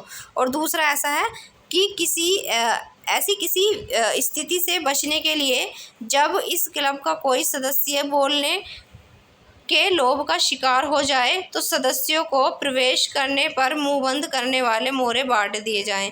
यानी कि अगर ऐसी किसी स्थिति में बचने के लिए जब क्लब का कोई सदस्य बोलने के लोभ का शिकार हो जाए, यानी कि अगर वो बोलना चाहे तो सदस्यों का प्रवेश जो है, प्रवेश करने पर उसके मुंह बंद रखने वाले उसके मुंह पर मोहरे बांटे जाएं। इस तरह की चीज़ें। अब हम देखेंगे क्रांतिकारी। तो यहाँ पर क्रांतिकारी किस तरह से निकल के आते हैं, अब हम बात करेंगे इनकी। तो जब 1815 के बाद जब नेपोलियन का शासन ख़त्म हुआ, तो 1815 के बाद वर्षों में 1815 के जो बाद के वर्ष हैं उनमें दमन के भय ने अनेक उदारवादी राष्ट्रवादियों को भूमिगत कर दिया और बहुत सारे यूरोपीय राज्यों में क्रांतिकारियों को प्रशिक्षण देने और विचारों का प्रसार करने के लिए गुप्त संगठन उभर आए। उस समय क्रांतिकारी होने का मतलब उन राजतंत्रीय व्यवस्थाओं का विरोध करने से था जो वियना कांग्रेस के बाद स्थापित की गई थी। तो यहाँ पर जो ये गुट बन रहे थे, संगठन बन रहे थे, इनका मेन उद्देश्य क्या था, जो यहाँ पर वियना कांग्रेस में स्थापित हुई जो व्यवस्थाएं थी, जो कानून थे, उनको क्या करना था, उनका विरोध करना था। और साथ ही स्वतंत्रता और मुक्ति के लिए प्रतिबद्ध होना और संघर्ष करना क्रांतिकारी होने के लिए ज़रूरी था। ज़्यादातर क्रांतिकारी राष्ट्र राज्यों की स्थापना को आज़ादी के संघर्ष का अनिवार्य हिस्सा मानते थे। ऐसा ही वह व्यक्ति था इटली का क्रांतिकारी ज्यूसेपी, क्या नाम है इसका, ज्यूसेपी मैत्सिनी। उनका जन्म 1805 में जेनेवा में हुआ था और वह कारोबनारी नामक एक गुप्त संगठन का सदस्य बन गया। 24 साल की युवावस्था में लिगुरिया में क्रांति करने के लिए उसे बहिष्कृत कर दिया गया। यानी कि 24 उसकी एज थी, 24 ईयर का था वो, और उसने लिगुरिया में क्रांति करने के लिए उसे वहाँ से बाहर निकाल दिया गया, बाहर बहिष्कृत कर दिया गया। और उसके बाद उसने दो और भूमिगत संगठनों की स्थापना की। पहला था मरसेई में यंग इटली और दूसरा था बर्न में यंग यूरोप। तो इसने यंग इटली और यंग यूरोप जैसे ये दो इसने क्या बनाए, यहाँ पर दो संगठनों की इसने स्थापना की, जिसके सदस्य पोलैंड, फ्रांस, इटली, जर्मन राज्यों में समान विचार रखने वाले युवा थे। मैसिनी का विश्वास था कि ईश्वर की मर्जी के अनुसार राष्ट्र ही मनुष्यों की प्राकृतिक इकाई है, कि ईश्वर की मर्जी है कि राष्ट्र की जो प्राकृतिक इकाई है वो क्या है, वो मनुष्य की प्राकृतिक जो इकाई है वो राष्ट्र है। अतः इटली छोटे राज्यों और प्रदेशों के पाबंदों के तरह नहीं रह सकता। यानी जो इटली है और जो राज्यों का प्रदेश है, तो इटली छोटे राज्यों और प्रदेशों के पाबंदों की तरह यहाँ पर नहीं रह सकता था और उसे जोड़कर राष्ट्रों के व्यापक गठबंधन के अंदर ही उसको एकीकृत गणतंत्र बनाना ही था। यह एकीकरण ही इटली की मुक्ति का आधार हो सकता था और उसके इस मॉडल की देखा देखी जर्मनी, फ्रांस, स्विट्जरलैंड और पोलैंड में भी गुप्त संगठन कायम किए गए और मैत्सिनी द्वारा राजतंत्र का घोर विरोध करके और प्रजातांत्रिक गणतंत्रों के अपने स्वप्न से मैत्सिनी ने रूढ़िवादियों को हरा दिया और मैटरनिक ने उसे हमारी सामाजिक व्यवस्था का सबसे खतरनाक दुश्मन बताया। तो यहाँ पर इसने पूरा राजतंत्र ख़त्म करके प्रजातांत्रिक जो गणतंत्र थे उनके सपने इनके दिमाग में भर दिए एक तरह से यहाँ पर। और मैटरनिक ने उस समय क्या किया था, उसको सबसे खतरनाक दुश्मन बताया था इस सामाजिक व्यवस्था का। और अगर आप यहाँ पर ये चित्र देख रहे हैं तो ये चित्र देखिए पहले, यहाँ पर ये है ज्यूसेपे मैसिनी और बर्न 1833 में यंग यूरोप की स्थापना यहाँ पर की गई है। ये है गियाकोमो माते गाजा का एक चित्र दिखाया गया है। ठीक है, अब बात करेंगे यहाँ पर हम क्रांतियों का युग। क्रांतियों का युग कैसे स्टार्ट होता है। तो क्रांतियों का युग ये शुरू होता है 1830 से लेकर 1848 तक। जैसे जैसे रूढ़िवादी व्यवस्थाओं ने अपनी ताकतों को और मजबूत बनाने की कोशिश की तो यूरोप के अनेक क्षेत्रों में उदारवाद और राष्ट्रवाद की क्रांति से जोड़कर देखा जाने लगा। तो अब यहाँ पर जो रूढ़िवादी लोग थे वो क्या कर रहे थे, अपनी रूढ़िवादी व्यवस्थाओं ने जो उनकी ताकतें थी उनको मजबूत बनाने की और कोशिश की कि उनको और स्ट्रॉन्ग बनाया जाए। लेकिन यूरोप के जो अनेक क्षेत्रों में जहाँ पर राष्ट्रवाद का उदय हो रहा था, उदारवाद का उदय हो रहा था, तो उन्होंने क्या किया, राष्ट्रवाद और उदारवादी जो थे इसको क्रांति से जोड़कर देखने लगे। और इटली और जर्मनी के राज्य, ओटोमन साम्राज्य के सूबे, आयरलैंड और पोलैंड ऐसे ही कुछ क्षेत्र थे। इन क्रांतियों का नेतृत्व उदारवादी राष्ट्रवादियों ने किया, जो शिक्षित मध्यम वर्गीय विशिष्ट लोग थे। इनमें प्रोफेसर, स्कूली अध्यापक, क्लर्क और वाणिज्य व्यापार में लगे मध्यम वर्ग के लोग भी शामिल थे। तो ये सब लोग इस पे शामिल थे। फिर जब प्रथम विद्रोह फ्रांस में जुलाई 1830 में हुआ, तो बुर्बो राजा, जिन्हें 1815 के बाद हुई रूढ़िवादी प्रतिक्रिया के दौरान सत्ता में बहाल किया गया था, उन्हें अब उदारवादी क्रांतियों ने उखाड़ फेंका। उनकी जगह एक संवैधानिक राजतंत्र स्थापित किया गया, जिसका अध्यक्ष लुई फिलिप था। और मैटरनिक ने एक बार यह टिप्पणी की थी कि जब फ्रांस छींकता है तो बाकी यूरोप को सर्दी जुकाम हो जाता है। जुलाई क्रांति से ब्रसेल्स में भी विद्रोह भड़क गया। जैसे जुलाई क्रांति होती है तो ब्रसेल्स में विद्रोह भड़क गया, जिसके फलस्वरूप यूके यानी कि यूनाइटेड किंगडम ऑफ नीदरलैंड ने से अलग हो गया। तो यहाँ पर यूनाइटेड किंगडम ऑफ नीदरलैंड से यहाँ पर क्या हो जाता है, ये अलग हो जाता है। तो एक घटना जिसने पूरे यूरोप के शिक्षित अभिजात वर्ग में राष्ट्रीय भावनाओं का संचार किया था, वो था यूनान का स्वतंत्रता संग्राम। तो यूनान के स्वतंत्रता संग्राम ने पूरे यूरोप में जितने भी एजुकेटेड अभिजात वर्ग के लोग थे, उनमें राष्ट्रीयता की भावना को जागृत किया। और 15वीं सदी से यूनान ओटोमन साम्राज्य का हिस्सा था। यूरोप में क्रांतिकारी राष्ट्रवाद की प्रगति से यूनानियों का आज़ादी के लिए संघर्ष 1821 में आरंभ हो गया। और यूनान में राष्ट्रवादियों को निर्वासन में रह रहे यूनानियों के साथ पश्चिमी यूरोप के अनेक लोगों का समर्थन मिला, जो प्राचीन यूनानी संस्कृति के प्रति सहानुभूति रखते थे। तो यहाँ पर जो प्राचीन यूनानी संस्कृति से अपना ताल्लुक़ रखते थे, ये सहानुभूति रखते थे उनके प्रति, उनका भी इनको समर्थन मिला। कवियों और कलाकारों ने यूनान को यूरोपीय सभ्यता का पालना बताकर प्रशंसा की और एक मुस्लिम साम्राज्य के विरुद्ध यूनान के संघर्ष के लिए जनमत जुटाया। तो यहाँ पर ये लोग क्या करते हैं, कवि और कलाकारों ने क्या किया, यहाँ पर यूनान को यूरोपीय सभ्यता का पालना बताया कि यूनान जो है वो यूरोप की सभ्यता का पालना है, और ये ऐसा कहकर इनकी प्रशंसा की और एक मुस्लिम साम्राज्य के विरुद्ध यूनान के संघर्ष के लिए जनमत इन्होंने यहाँ पर जुटाया। और अंग्रेज कवि लॉर्ड बायरन ने धन इकट्ठा किया और बाद में युद्ध लड़ने भी गए, जहां 1824 में बुखार से उनकी मृत्यु हो गई। और अंततः 1832 की कुस्तुनतुनिया की संधि ने यूनान को एक राष्ट्र की मान्यता दे दी। कुस्तुनतुनिया की संधि के बाद यहाँ पर यूनान को एक राष्ट्र की, स्वतंत्र राष्ट्र की मान्यता मिल जाती है। अब हम देखेंगे रूमानी कल्पना और राष्ट्रीय भावना। रूमानी कल्पना और राष्ट्रीय भावना क्या है यहाँ पर। तो राष्ट्रवाद का विकास केवल युद्धों और क्षेत्रीय विस्तार से ही नहीं हुआ। तो राष्ट्रवाद का उदय की अगर हम बात करें तो ये केवल यहाँ पर युद्ध और क्षेत्रीय विस्तार से ही नहीं हुआ। राष्ट्र के विचार के निर्माण में संस्कृति ने एक अहम भूमिका निभाई। तो जो संस्कृति थी उसने यहाँ पर राष्ट्र के निर्माण में एक महत्वपूर्ण भूमिका इसने अदा की। कला, काव्य, कहानियाँ, किस्सों और संगीत ने राष्ट्रवादी भावनाओं को गढ़ने और व्यक्त करने में सहयोग दिया। आइए हम रूमानीवाद को देखें, जो एक ऐसा सांस्कृतिक आंदोलन था जो एक खास तरह की राष्ट्रीय भावना का विकास करना चाहता था। आमतौर पर रूमानी कलाकारों और कवियों ने तर्क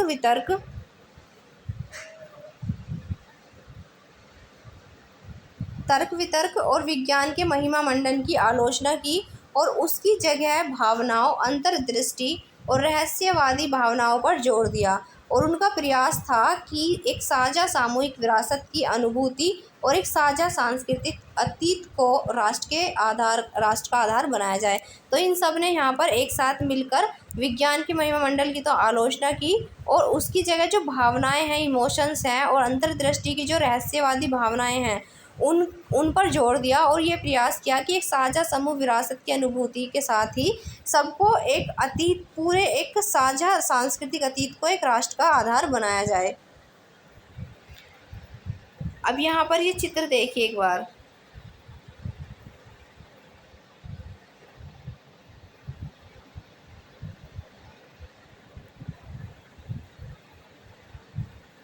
देखिए, ये है Eugene Delacroix the massacre at Chios. तो ये जो चित्र यहाँ पर दिखाया गया है, यह एक विशाल चित्र, ये एक घटना को चित्रित करता है जिसमें कियोस द्वीप जिसमें क्या कहा जाता है, कियोस द्वीप पर कहा जाता है तुर्कों ने 20,000 यूनानियों को यहाँ पर मार डाला था। तो जो तुर्कों ने यहाँ पर 20,000 यूनानियों को मार डाला था। और इसी के साथ देला क्रोआ ने घटना नाट्य बनाकर महिला और बच्चों को पीड़ा का केंद्र बिंदु बनाते हुए चटक रंगों का प्रयोग करके देखने वालों की भावनाएं उभार करके यूनानियों के लिए सहानुभूति जगाने की यहाँ पर कोशिश की थी। तो आप देख सकते हैं कि कितना यहाँ पर बड़ा नरसंहार हुआ एक तरह का।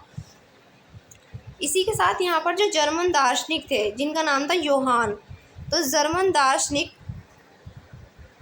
योहान गॉटफ्रीड जैसे रोमानी चिंतकों ने यह दावा किया था कि सच्ची जर्मन संस्कृति उसके आम लोगों, दास वोल्क कहा जाता था जिनको, उसमें निहित थी। राष्ट्र की सच्ची आत्म लोकगीतों, जन काव्य और लोक नृत्यों से प्रकट होती थी। इसलिए लोक संस्कृति के इन स्वरूपों को एकत्रित और अंकित करना राष्ट्र के निर्माण की परियोजना के लिए आवश्यक था। स्थानीय बोलियों पर बल और स्थानीय लोक साहित्य को एकत्रित करने का उद्देश्य केवल प्राचीन जो राष्ट्रीय भावना थी उसको वापस लाना नहीं था, बल्कि आधुनिक राष्ट्रीय संदेश को ज़्यादा लोगों तक पहुंचाना था, जिनमें से अधिकांश निरक्षर थे, यानी कि ज़्यादातर जो पढ़े लिखे नहीं थे। और यह खास तौर पर पोलैंड पर लागू होता था, जिसका 18वीं सदी के अंत में रूस, प्रुशिया और ऑस्ट्रिया जैसी बड़ी शक्तियों ने विभाजन कर दिया था। और यद्यपि पोलैंड अब स्वतंत्र भूक्षेत्र नहीं था, किंतु संगीत और भाषा के जरिए राष्ट्रीय भावना जीवित रखी गई। तो यानी कि ये पोलैंड जो था स्वतंत्र तो था नहीं, लेकिन फिर भी जो यहाँ का जो संगीत है, यहाँ की जो भाषा थी, उसके ज़रिए इसकी राष्ट्रीय भावना को जीवित रखा गया। मसलन कैरोल कुर्पिस्की ने राष्ट्रीय संघर्ष को अपने ओपेरा और संगीत से गुणगान किया, और पोलनेस और माज़ुरका जैसे लोक नृत्यों को राष्ट्रीय प्रतीकों के रूप में बदल दिया गया। तो इनको क्या बताया गया, इनको राष्ट्रीय प्रतीक के रूप में बताया गया। इसी के साथ यहाँ पर भाषा ने भी राष्ट्रीय भावनाओं के विकास में एक महत्वपूर्ण भूमिका निभाई। जो यहाँ पर भाषा थी उन्होंने भी एक महत्वपूर्ण अपनी यहाँ पर भूमिका अदा की। और रूसी कब्जे के बाद पोलिश भाषा को स्कूलों से बलपूर्वक हटाकर रूसी भाषा को हर जगह जबरन लादा गया। तो यहाँ पर जब रूस ने कब्जा कर लिया जगह जगह पर जिन पर भी, तो वहाँ से पोलिश भाषा को हटाकर क्या किया गया, बलपूर्वक रूसी भाषा को वहाँ पर जबरन उन पर थोपा गया। और 1831 में रूस के विरुद्ध एक सशस्त्र विद्रोह हुआ, जिसे आखिरकार कुचल दिया गया। और इसके अनेक सदस्यों ने राष्ट्रवाद विरोध के लिए भाषा को एक हथियार बनाया। चर्च के आयोजनों और संपूर्ण धार्मिक शिक्षा में पोलिश का इस्तेमाल हुआ, और इसका नतीजा यह हुआ कि बड़ी संख्या में पादरियों और बिशपों को जेल में डाल दिया गया। तो इसका नतीजा क्या होता है, जो यहाँ पे विरोध करते हैं पादरी और बिशपों, उनको जेल में डाल दिया गया, और रूसी अधिकारियों ने उन्हें यहाँ पर सज़ा देते हुए साइबेरिया की जेल में भेज दिया। और क्योंकि उन्होंने रूसी भाषा का प्रचार करने से इनकार कर दिया था, और पोलिश भाषा रूसी प्रभुत्व के विरुद्ध संघर्ष के प्रतीक के रूप में यहाँ पर देखी जाने लगी थी। अब देखते हैं यहाँ पर भूख, कठिनाइयाँ और जन विद्रोह की। भूख भी है और कठिनाइयाँ किस तरह से आई, और फिर जनता का विद्रोह यहाँ पर किस तरह से होता है। तो 1830 के दशक यूरोप में भारी कठिनाइयाँ लेकर आता है, और 19वीं सदी के प्रथम भाग में पूरे यूरोप में जनसंख्या में ज़बरदस्त वृद्धि होती है। तो यहाँ पर जो 19वीं सदी का टाइम आता है, उसका जो फर्स्ट फेज़ आता है, पूरे यूरोप में यहाँ पर जो पॉपुलेशन है वो एकदम बहुत तेज़ी से बढ़ती है, और ज़्यादातर देशों में नौकरी ढूंढने वालों की तादाद उपलब्ध रोजगार से अधिक थी। यानी कि तादाद इतनी थी कि रोजगार इतने नहीं थे, लोगों की तादाद ज़्यादा थी। तो ग्रामीण क्षेत्रों के अतिरिक्त आबादी शहर जाकर भीड़ से भरी गरीब बस्तियों में रहने लगी, और नगरों के लघु उत्पादकों को अक्सर इंग्लैंड से आयातित मशीन से बने सस्ते कपड़े से कड़ी प्रतिस्पर्धा का सामना करना पड़ रहा था। तो इधर जो नगरों के लघु उत्पादक थे उनको क्या करना पड़ रहा था, इंग्लैंड से जो मशीनें आई थी उनसे बने हुए जो सस्ते कपड़े की कड़ी प्रतिस्पर्धा का सामना भी करना पड़ रहा था। और इंग्लैंड में औद्योगिकीकरण का जो स्तर है वो महाद्वीप से ऊंचा था। महाद्वीप को यह प्रतिस्पर्धा कपड़ा उद्योग में ज़्यादा झेलनी पड़ रही थी, क्योंकि उसका उत्पादन मुख्यतः घरों और छोटे कारखानों में होता था, और केवल आंशिक रूप से मशीनीकृत था, यानी कि आधा ही काम उसका मशीनीकृत था। और यूरोप के उन इलाकों में जहाँ पर कुलीन वर्ग अभी भी सत्ता में था, कृषक सामंती शुल्कों और जिम्मेदारियों के बोझ के तले दबे थे। तो यानी कि यहाँ पर जहाँ पर अभी भी ये लोग कुलीन वर्ग जो था अभी भी सत्ता में था, इनके पास पावर थी, वहाँ पर जो किसान थे, जो सामंत थे, वो अभी भी इनके कर्जे के नीचे दबे हुए थे। खाने पीने की चीज़ों के मूल्य बढ़ने या किसी वर्ष फसल के खराब होने के शहर और गांवों में व्यापक गरीबी फैल जाती थी। यानी कि जब भी फसल खराब हो जाती थी तो यहाँ पर मूल्य बढ़ जाता था अगर उनका, तो शहर और गांवों में व्यापक गरीबी फैल जाती थी उस टाइम पर। ये जो चित्र दिखाया गया है यहाँ पर, ये कृषक विद्रोह दिखाया गया है 1848 का। तो 1848 में ये कृषक जो है यहाँ पर विद्रोह कर रहे हैं। तो 1848 का ऐसा ही एक वर्ष था, खाने पीने की कमी और व्यापक बेरोजगारी से पेरिस के लोग जो थे वो सड़क पर उतर आए और जगह जगह अवरोध लगाए गए और लुई फिलिप को भागने पर मजबूर किया गया और राष्ट्रीय सभा यानी कि नेशनल असेंबली ने एक गणतंत्र की घोषणा करते हुए 21 वर्ष से ऊपर सभी वयस्क पुरुषों को मताधिकार प्रदान किया और काम के अधिकार की गारंटी दी और रोजगार उपलब्ध कराने के लिए राष्ट्रीय कारखाने स्थापित किए गए। तो यहाँ पर क्या किया जाता है, सबसे पहले तो जगह जगह पर यहाँ पर इन्होंने लुई फिलिप को भागने पर मजबूर कर दिया गया। फिर इस अवरोध और इसी के साथ इन्होंने नेशनल असेंबली की एक गणतंत्र की घोषणा की इन्होंने, जो राष्ट्रीय सभा थी इसने। और इसी के साथ यहाँ पर जो 21 साल से ऊपर के जितने भी पुरुष थे उनको सबको मत देने का अधिकार दिया गया। इसी के साथ काम की गारंटी का अधिकार दिया गया और रोजगार उपलब्ध कराने के लिए यहाँ पर राष्ट्रीय कारखाने स्थापित किए जाएंगे, ऐसा भी कहा गया। और इससे पहले 1845 में सिलेसिया में बुनकरों ने उन ठेकेदारों के खिलाफ विद्रोह कर दिया था जो उन्हें कच्चा माल देकर निर्मित कपड़ा लेते थे, परंतु बहुत कम दाम देते थे, दाम उनका बहुत कम था। तो पत्र विल्हेम वोल्फ ने सिलेसिया के एक गांव की घटना इस प्रकार बयां की है। तो अब देखते हैं कि इन्होंने क्या लिखा है गांव की घटना में। तो इन गांवों में 18,000 आबादी वाले गांव था ये। तो सूती कपड़ा बुनने का व्यवसाय सबसे व्यापक था, यानी कि सबसे ज़्यादा जो बड़ा था व्यवसाय वो यही था, सूती कपड़ा बुनने का। श्रमिकों की हालत जो थी यहाँ पर वो खस्ता है। काम करने के लिए बेताब लोगों का फ़ायदा उठाकर ठेकेदारों ने बनवाए जाने वाले माल की कीमतें गिरा दी। तो यहाँ पर माल की कीमतें गिरा दी गई।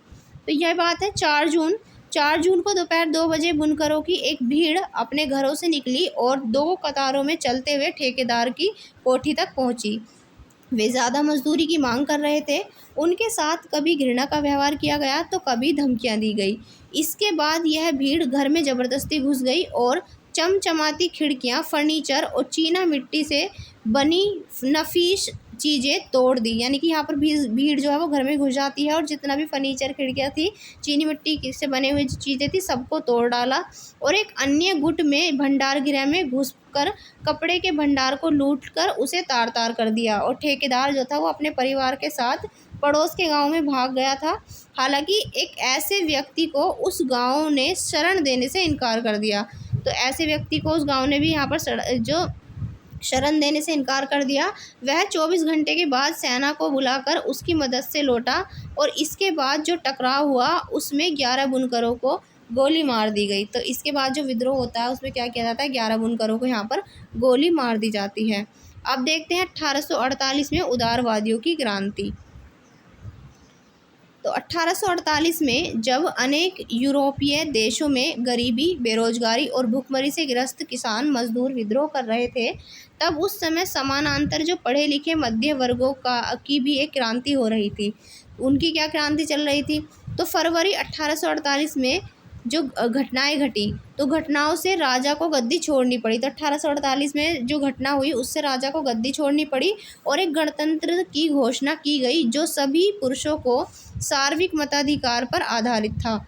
यूरोप के अन्य भागों में जहां अभी तक स्वतंत्र राज्य अस्तित्व में नहीं आए थे, जैसे कि Germany, Italy, Poland, Austro Hungarian साम्राज्य, वहाँ के उदारवादी मध्य वर्गों के स्त्री पुरुष ने संविधानवाद की मांग को राष्ट्रीय एकीकरण की मांग से जोड़ दिया।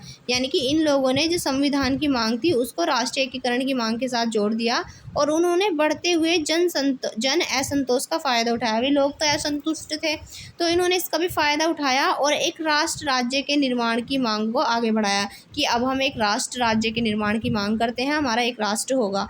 यह राष्ट्र राज्य संविधान, प्रेस की स्वतंत्रता और संगठन बनाने की आज़ादी जैसे सिद्धांतों पर आधारित था।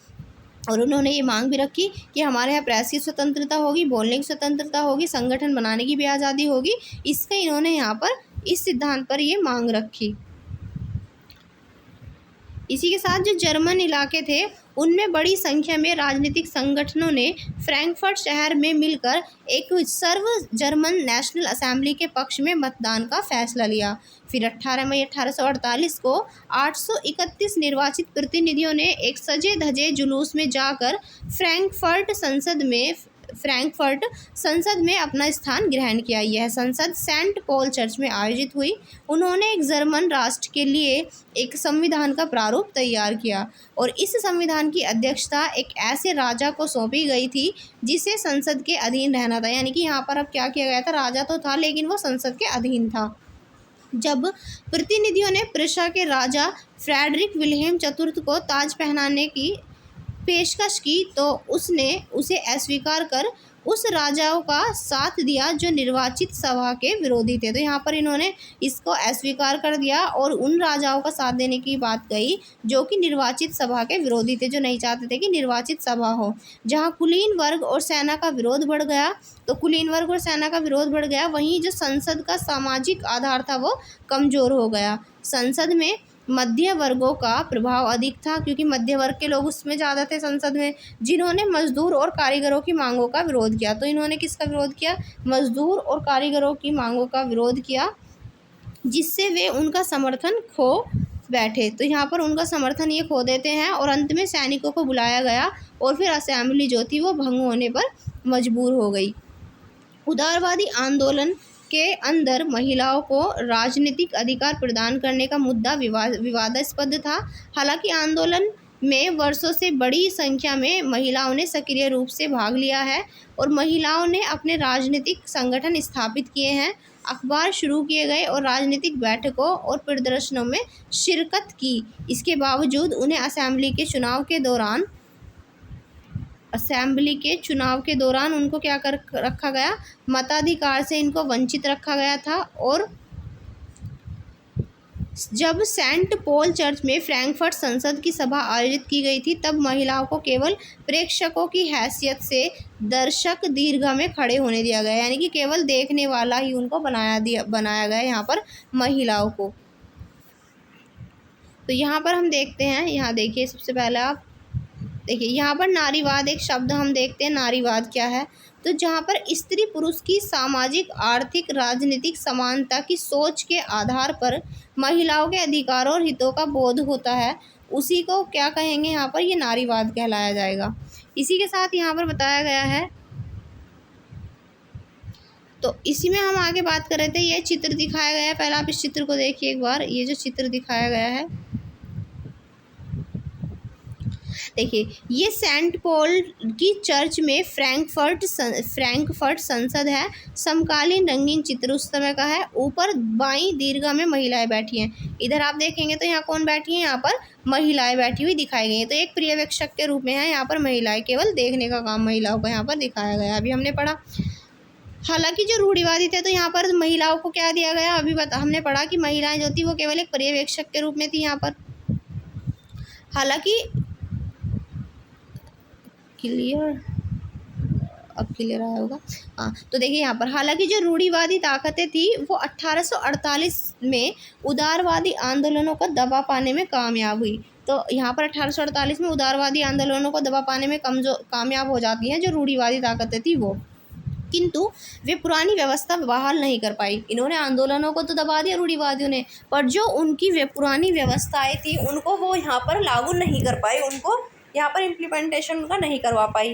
राजाओं को यह समझ में आना शुरू हो गया था कि उदारवादी राष्ट्रवादी क्रांतिकारियों को रियायतें देकर ही क्रांति और दमन के चक्र को समाप्त किया जा सकता है, कि जो उदारवादी और राष्ट्रवादी हैं, क्रांतिकारी हैं, इनको रियायतें देकर, छूट देकर ही इस क्रांति को ख़त्म किया जा सकता है। अतः 1848 के बाद के वर्षों में मध्य और पूर्वी यूरोप की निरंकुश राजशाहियों ने उन परिवर्तनों को आरंभ कर दिया जो पश्चिमी यूरोप में 1815 से पहले हो चुके थे। इस प्रकार हैब्सबर्ग अधिकार वाले क्षेत्रों और रूस में भूदासत्व और बंधुआ मजदूरी जो थी वो समाप्त कर दी गई, और हैब्सबर्ग शासकों ने हंगरी के लोगों को ज़्यादा स्वायत्तता प्रदान की। हालांकि इससे निरंकुश मेगियारों के प्रभुत्व का रास्ता जो था वो साफ हुआ। विचारधारा क्या होता है? तो एक खास प्रकार की सामाजिक और राजनीतिक दृष्टि को इंगित करने वाला जो विचारों का समूह है उसी को विचारधारा कहा जाता है। अब बात करेंगे हम यहाँ पर जर्मनी और इटली का निर्माण। तो किस तरह से निर्माण होता है जर्मनी का और इटली का? तो जर्मनी क्या सेना राष्ट्र का निर्माता हो सकती है? तो जर्मनी के बारे में यहाँ पर कहा गया है कि जो सेना है क्या वो राष्ट्र का निर्माता हो सकती है? तो यहाँ 1848 के बाद यूरोप में राष्ट्रवाद का जनतंत्र और क्रांति से अलगाव होने लगा। तो यहाँ पर 1848 में क्या होता है? तो यहाँ पर क्या होता है 1848 में यूरोप में राष्ट्रवाद का जनतंत्र, जो जनता का तंत्र यानी कि जनतंत्र है, जनता है, और क्रांति, इनसे अलगाव होने लगता है या अलग होने लगती है। और राज्य की जो सत्ता है उसको बढ़ाने और पूरे यूरोप पर राजनीतिक प्रभुत्व हासिल करने के लिए रूढ़िवादियों ने अक्सर राष्ट्रवादी भावनाओं का इस्तेमाल किया। तो यहाँ पर जो राष्ट्रवादी भावनाएं हैं उनको इस्तेमाल किया गया। इससे उस प्रक्रिया में देखा जा सकता है जिससे जर्मनी और इटली एकीकृत होकर नए राष्ट्र राज्य बने। जैसा आपने देखा है कि राष्ट्रवादी भावनाएं मध्यवर्गीय जर्मन लोगों में काफ़ी व्याप्त थी और उन्होंने 1848 में जर्मन महासंघ के विभिन्न इलाकों को जोड़कर एक निर्वाचित संसद द्वारा शासित राष्ट्र राज्य बनाने का प्रयास किया था। मगर राष्ट्र निर्माण की यह उदारवादी पहल राजशाही और फौज की ताकत ने मिलकर दबा दी। यानी कि उन लोगों ने प्रयास किया और बना भी दी, लेकिन जो वहाँ की सेना थी और जो वहाँ की राजशाही थी उसने मिलकर इस ताकत को दबा दिया। और उनके प्रिशा के बड़े भूस्वामी जो जंकर्स थे उन्होंने भी इसका समर्थन किया। और उसके बाद प्रिशा ने राष्ट्रीय एकीकरण के आंदोलन का नेतृत्व संभाल लिया और उसका प्रमुख मंत्री ओटो वॉन बिस्मार्क इस प्रक्रिया का जनक था, जिसने प्रिशा की सेना और नौकरशाही की मदद ली। और 7 वर्ष के दौरान ऑस्ट्रिया, डेनमार्क और फ्रांस से 3 युद्धों में प्रिशा की जीत हुई। तो यहाँ पर 3 युद्धों में क्या होती है? प्रिशा की जीत होती है और एकीकरण की जो प्रक्रिया है वो पूरी हुई। और जनवरी 1871 में वर्साय में हुए एक समारोह में प्रिशा के राजा विलियम प्रथम को जर्मनी का राष्ट्र जो सम्राट था वो घोषित कर दिया गया। तो यहाँ पर 1871 में वर्साय में जब एक समारोह होता है तो प्रिशा के राजा विलियम प्रथम को यहाँ पर जर्मनी का सम्राट घोषित कर दिया गया था। फिर 1800 यहाँ पर बताया गया है कि 18 जनवरी 1871 की सुबह बेहद ठंडी थी। जर्मन राज्यों के राजकुमारों, सेना के प्रतिनिधियों और प्रमुख मंत्री ओटो वॉन बिस्मार्क समेत प्रिशा के महत्वपूर्ण मंत्रियों की बैठक वर्साय के महल में बेहद ठंडे Sheesh Mahal hall of mirrors में हुई। सभा ने प्रिशा के काइजर विलियम प्रथम के नेतृत्व में नए जर्मन साम्राज्य की घोषणा की गई। तो ये 18 जनवरी 1871 को यहाँ पर इसकी नए साम्राज्य जर्मन की घोषणा कर दी गई। और इसी के साथ जर्मनी में राष्ट्र निर्माण प्रक्रिया ने प्रिशा राज्य की शक्ति के प्रभुत्व को दर्शाता था। नए राज्य ने जर्मनी की मुद्रा, बैंकिंग और कानूनी तथा न्यायिक व्यवस्थाओं के आधुनिकीकरण पर काफ़ी जोर दिया। और प्रिशा के द्वारा उठाए गए कदम, उसकी कार्रवाइयाँ बाकी जर्मनी के लिए अक्सर एक मॉडल बना। तो यहाँ पर जो भी प्रिशा के द्वारा कदम उठाए जाते थे वो जर्मनी के लिए अक्सर एक मॉडल बनता था। इसी के यहाँ पर पहले चित्र देख लिए, देखिए यहाँ पर ये जो चित्र दिखाया गया है इसकी बात कर लेते हैं पहले। तो ये आंतोन वॉन वर्नर की कृति है। वर्साय के हॉल ऑफ मिरर्स में जर्मन साम्राज्य की यहाँ पर घोषणा की गई है। तो चित्र में जो बीच में दिखाए गए हैं ये हैं काइजर और प्रेशियाई सेना के मुख्य कमांडर जनरल वॉन रून खड़े हैं और उनके पास में है बिस्मार्क जो दिखाए गए हैं। और इस विशाल कीर्ति का चित्र जो है चित्रकार ने 1885 में बिस्मार्क के 70वें जन्मदिन पर उन्हें भेंट किया था। तो यहाँ पर हमने जर्मनी देखा, प्रुशिया देखा। अब हम बात करेंगे इटली की। किसकी बात करेंगे भाई? इटली की। तो जर्मनी की तरह ही जो इटली था वो भी राजनीतिक विखंडन का एक लंबा इतिहास था, यानी कि यहाँ पर भी राजनीति का विखंडन हुआ था, इसका एक लंबा इतिहास था अपने आप में। तो इटली अनेक वंशानुगत राज्यों तथा बहुराष्ट्रीय हैब्सबर्ग साम्राज्य में बिखरा हुआ था। यहाँ पर ये चित्र दिखाया गया है, इस चित्र को हम देख लेते हैं पहले भाई। देखिए, ये जो चित्र दिखाया गया है यहाँ पर जर्मनी का एकीकरण की बात की गई है 1866 से 71 तक के टाइम में। तो ये जो आपको ये सबसे पहले प्रुशिया दिखाया गया है ये पर्पल कलर में, तो ये प्रुशिया है 1866 से पहले का। और ये जो येलो कलर में दिखाया गया है ये वाला पार्ट येलो कलर का, ये ऑस्ट्रो पिरसा युद्ध, ये 1866 से पहले प्रुशिया द्वारा विजित है ये। और इसी के साथ जो ये वाला इलाका दिखाया गया है ये ग्रीन कलर में, ये जर्मन महासंघ की स्थापना हेतु तो प्रुशिया में शामिल हुआ था 1867 में। और ये दिखाया गया ऑरेंज कलर में, यहाँ पर जर्मन साम्राज्य की स्थापना हेतु तो दक्षिण जर्मन दिखाया गया है। तो यहाँ पर ये जर्मनी का एकीकरण दिखाया गया है इसमें। ये जो चित्र यहाँ पर आप देख रहे हैं यह एक व्यंग चित्र है, यानी कि हंसी ठिठोली में बनाया गया है। ये जर्मन राइखस्टैग संसद में ऑन वॉन बिस्मार्क फिगारो से वियना 5 मार्च 1870 का ये चित्र दिखाया गया है। तो यहाँ पर हम देखेंगे इटली के बारे में और पढ़ना है हमें अभी। तो यहाँ पर क्या हुआ, तो ये हमने देखा राजनीतिक व्यवस्था में ये इटली जो था वो भी पूरी तरह से इसका भी विखंडन हुआ पड़ा था।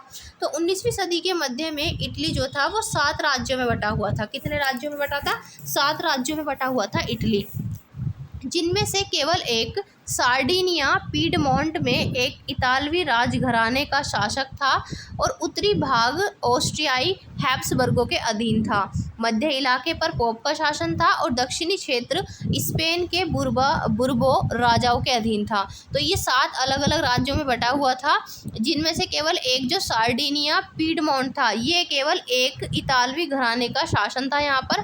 बाकी इसका जो उत्तरी भाग था वो ऑस्ट्रियाई हैब्सबर्गों के अधीन था। मध्य वाला पोप का शासन था। दक्षिणी क्षेत्र पर स्पेन के बुर्बो राजाओं के अधीन था इसका मध्य वाला पार्ट। और इसी के साथ यहाँ दक्षिण क्षेत्र जो था स्पेन के वो बुर्बो राजाओं के अधीन था। मध्य वाला वो पोप के शासन के अधीन था। इतालवी भाषा ने साझा रूप से हासिल नहीं किया था। जो इतालवी भाषा था इसने भी साझा रूप से इसको हासिल नहीं किया था और अभी तक उसके विविध क्षेत्रीय और स्थानीय जो रूप थे वो मौजूद थे। 1830 के दशक में जियुसेप्पे मैत्सिनी ने एकीकृत इतालवी गणराज्य के लिए एक सुविचारित कार्यक्रम जो था वो प्रस्तुत करने की कोशिश की थी और उसने अपने उद्देश्यों के प्रसार के लिए यंग इटली नामक एक गुप्त संगठन भी बनाया था। किसने? तो जियुसेप्पे मैत्सिनी ने। 1831 से 1848 में क्रांतिकारी विद्रोह की असफलता से युद्ध के जरिए इतालवी राज्यों को जोड़ने की जिम्मेदारी सार्डिनिया पीडमोंट के शासक विक्टर इमैनुअल द्वितीय पर आ गई और इस क्षेत्र के शासक अभिजात वर्ग की नज़रों में एकीकृत इटली उनके लिए आर्थिक विकास और राजनीतिक प्रभुत्व की संभावनाएं उत्पन्न करता था। तो इसी के साथ यहाँ पर जो मंत्री प्रमुख था कावूर, जिसने इटली के प्रदेशों को एकीकृत करने वाले आंदोलनों का नेतृत्व किया, यानी कि ये जो कावूर था इसने उन आंदोलनों का नेतृत्व किया था जो इटली को एक करता हो।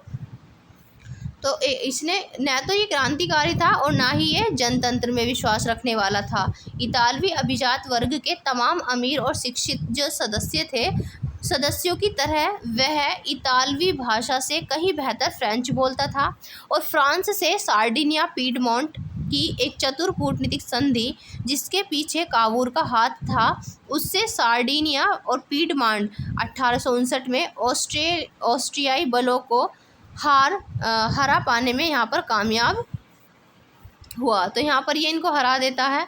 और नियमित सैनिकों के अलावा, यानी कि जो रेगुलर जो हमेशा रहते थे नियमित जो सैनिक थे, उनके अलावा ज्यूसेपे गैरिबोल्डी के नेतृत्व में भारी संख्या में सशस्त्र स्वयंसेवकों ने इस युद्ध में हिस्सा लिया था। यानी कि जो रेगुलर बेसिस पे रहते थे वो तो थे ही थे, उसके अलावा गैरिबोल्डी के नेतृत्व में यहाँ पर भारी संख्या में लोग सशस्त्र स्वयंसेवकों ने भी इस युद्ध में पार्टिसिपेट किया था। और 1860 में वे दक्षिण इटली और 2 सिसिलियों के राज्यों में प्रवेश कर गए और स्पेनी शासकों को हटाने के लिए स्थानीय किसानों का समर्थन पाने में सफल रहे।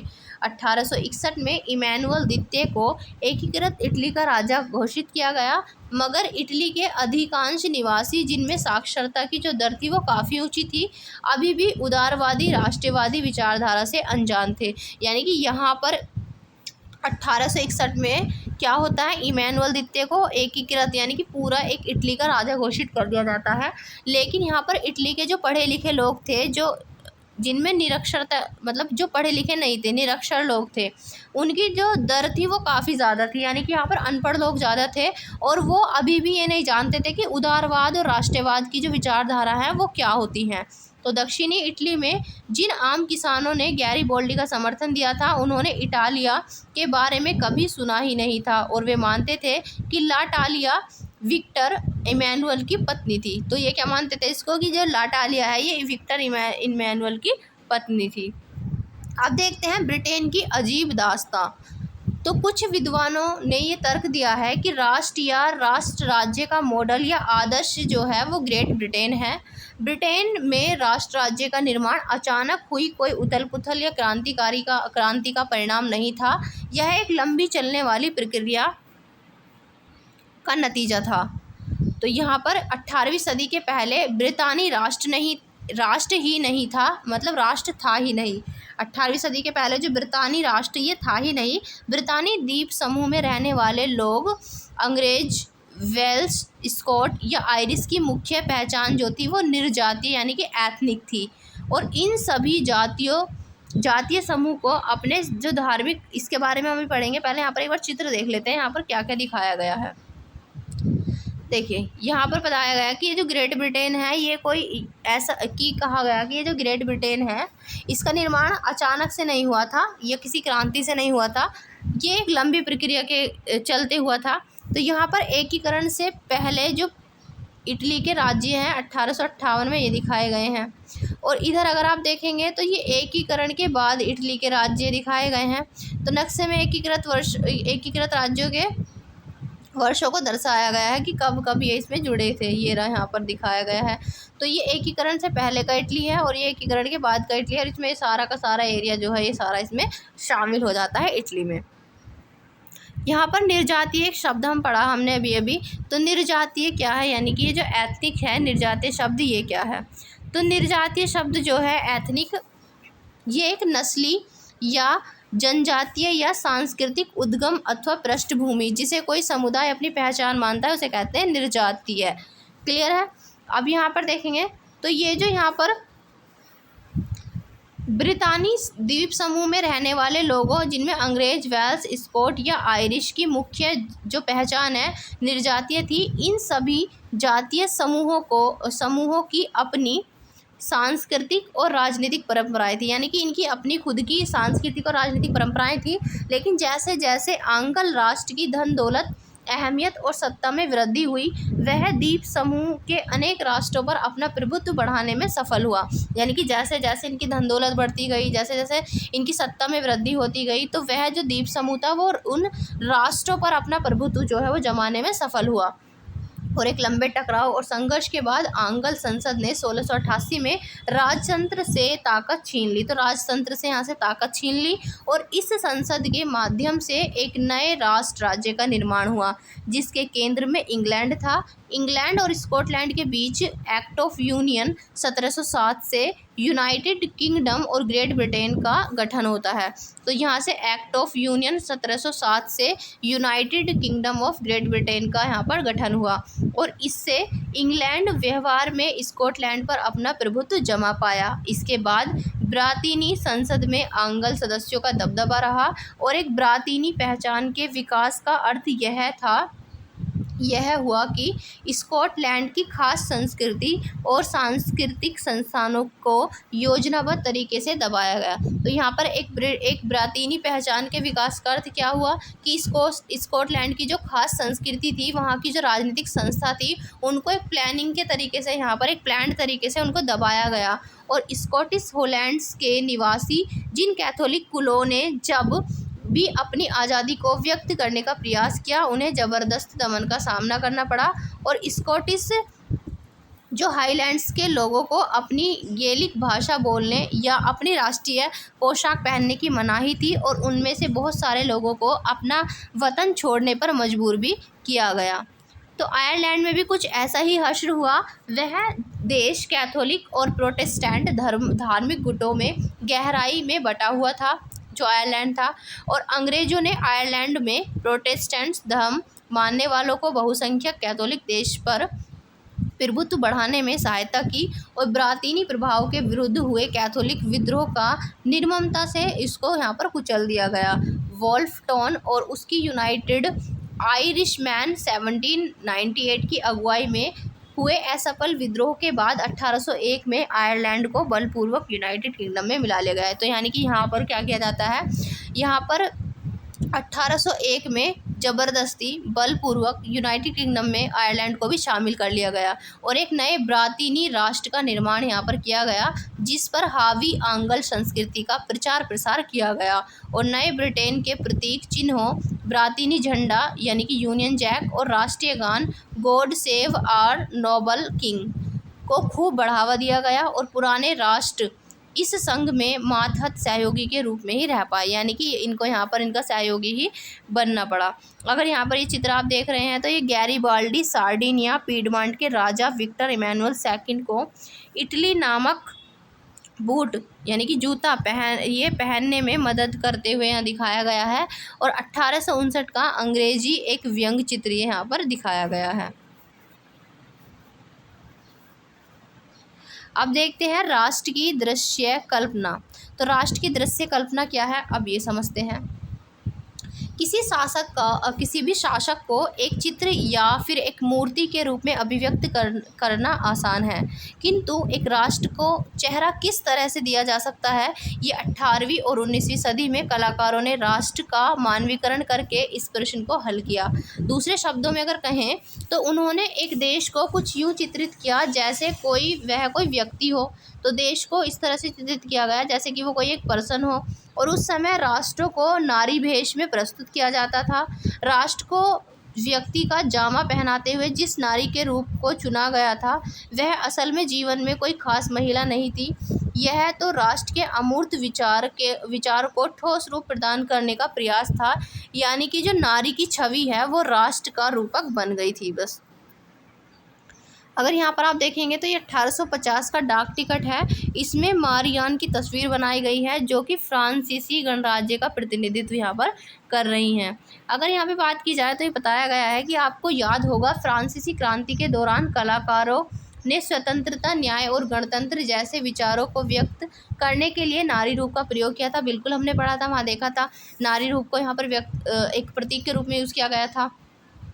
इन आदर्शों को विशेष वस्तुओं या प्रतीकों से व्यक्त किया गया था। जैसा कि आपको याद होगा, स्वतंत्रता का प्रतीक जो था वो लाल टोपी या टूटी हुई जंजीर, और इंसाफ को आमतौर पर एक ऐसी महिला के प्रतीकात्मक रूप से व्यक्त किया जाता है जिसकी आंखों पर पट्टी बंधी हुई है और वह तराजू लिए हुए है। तो ये किसका प्रतीक होती है, ये इंसाफ का प्रतीक होती है। इसी प्रकार नारी रूपों का आविष्कार कलाकारों ने 19वीं सदी में किया। फ्रांस में उसे लोकप्रिय ईसाई नाम मारियान दिया गया, जिसने जन राष्ट्र के विचार को रेखांकित किया। उसके चिन्ह भी स्वतंत्रता और गणतंत्र के थे। लाल टोपी, तिरंगा, कलगी, ये मारियान की प्रतिमाएं सार्वजनिक चौकों पर लगाई गई ताकि जनता को एकता के राष्ट्रीय प्रतीक की याद आती रहे। यानी कि उसको क्या किया गया, सार्वजनिक जो चौराहे हुआ करते थे, चौक हुआ करते उन पर लगाया जाता था ताकि पब्लिक उनको एक राष्ट्रीय प्रतीक के रूप में देखे और उनको याद करे और लोग उससे तादात्म्यता स्थापित कर सके, यानी कि उनसे जुड़ सके।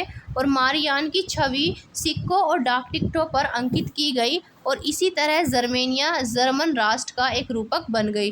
चाक्षुष अभिव्यक्तियों में जर्मेनिया बलूत वृक्ष के पत्तों का मुकुट पहनती है, क्योंकि जर्मन बलूत वीरता का प्रतीक है। तो जर्मन बलूत क्या है? ये वीरता का प्रतीक है।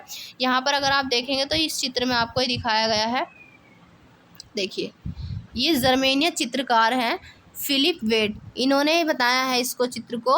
ये चित्रकार ने जर्मेनिया के इस चित्र को सूती झंडे पर बनाया है। तो एक सूती झंडे पर बनाया गया है, क्योंकि इसे सेंट पॉल चर्च की छत पर लटकाना था, जहां मार्च 1848 में फ्रैंकफर्ट संसद बुलाई गई थी, इसलिए इसने यहाँ पर इसको एक कपड़े पे बनाया।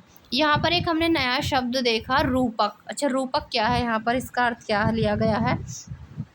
तो इसमें बताया गया है, जब किसी अमूर्त विचार जैसे कि लालच, ईर्ष्या, स्वतंत्रता। अमूर्त क्या होता है आप ये और समझ लीजिए एक बार पहले। अमूर्त विचार वो है जिसको आप छू नहीं सकते, जिसको आप देख नहीं सकते। तो अमूर्त लालच है, लालच अमूर्त विचार है। क्या आप लालच को छू सकते हैं? नहीं ना, तो ये अमूर्त है। तो ईर्ष्या, स्वतंत्रता, तो जब किसी अमूर्त विचार को किसी व्यक्ति या किसी चीज़ के जरिए इंगित किया जाता है, और एक एकात्मक कहानी के दो अर्थ होते हैं, एक शाब्दिक और दूसरा प्रतीकात्मक, तो यही कहलाता है रूपक। देखिए यहाँ पर आपको दिखाया गया है प्रतीकों के अर्थ, जैसे कि यहाँ पर टूटी हुई अगर बेड़ियाँ हैं तो टूटी हुई बेड़ियों का मतलब है आज़ादी का मिलना। बाज छाप कवच का मतलब होता है जर्मन साम्राज्य की प्रतीक शक्ति है ये। बलूत पत्तियों के मुकुट का मतलब है यहाँ पर बहादुरी, इनका महत्व बहादुरी से है। तलवार जो है ये बताती है मुकाबले की तैयारी के लिए। तलवार पर लिपटी जैतून की डाली जो है, इसका मतलब है कि शांति की चाह है। काला, लाल और सुनहरा तिरंगा जो है ये 1848 में उदारवादी राष्ट्रवादियों का झंडा, जिसे जर्मन राज्यों के जो ड्यूक्स थे इन्होंने प्रतिबंधित घोषित कर दिया गया था। और उगते सूर्य की किरण बताती है एक नए युग का सूत्रपात को बताती है। अब यहाँ पर जो ये दिखाया गया है आपको डायग्राम, ये देखिए यहाँ पर ये चित्र है द फॉलन जर्मेनिया, हताश जर्मेनिया, जूलियन ह्यूबनर 1850 का ये चित्र दिखाया गया है आपको। अब यहाँ पर इस चित्र को देखिए,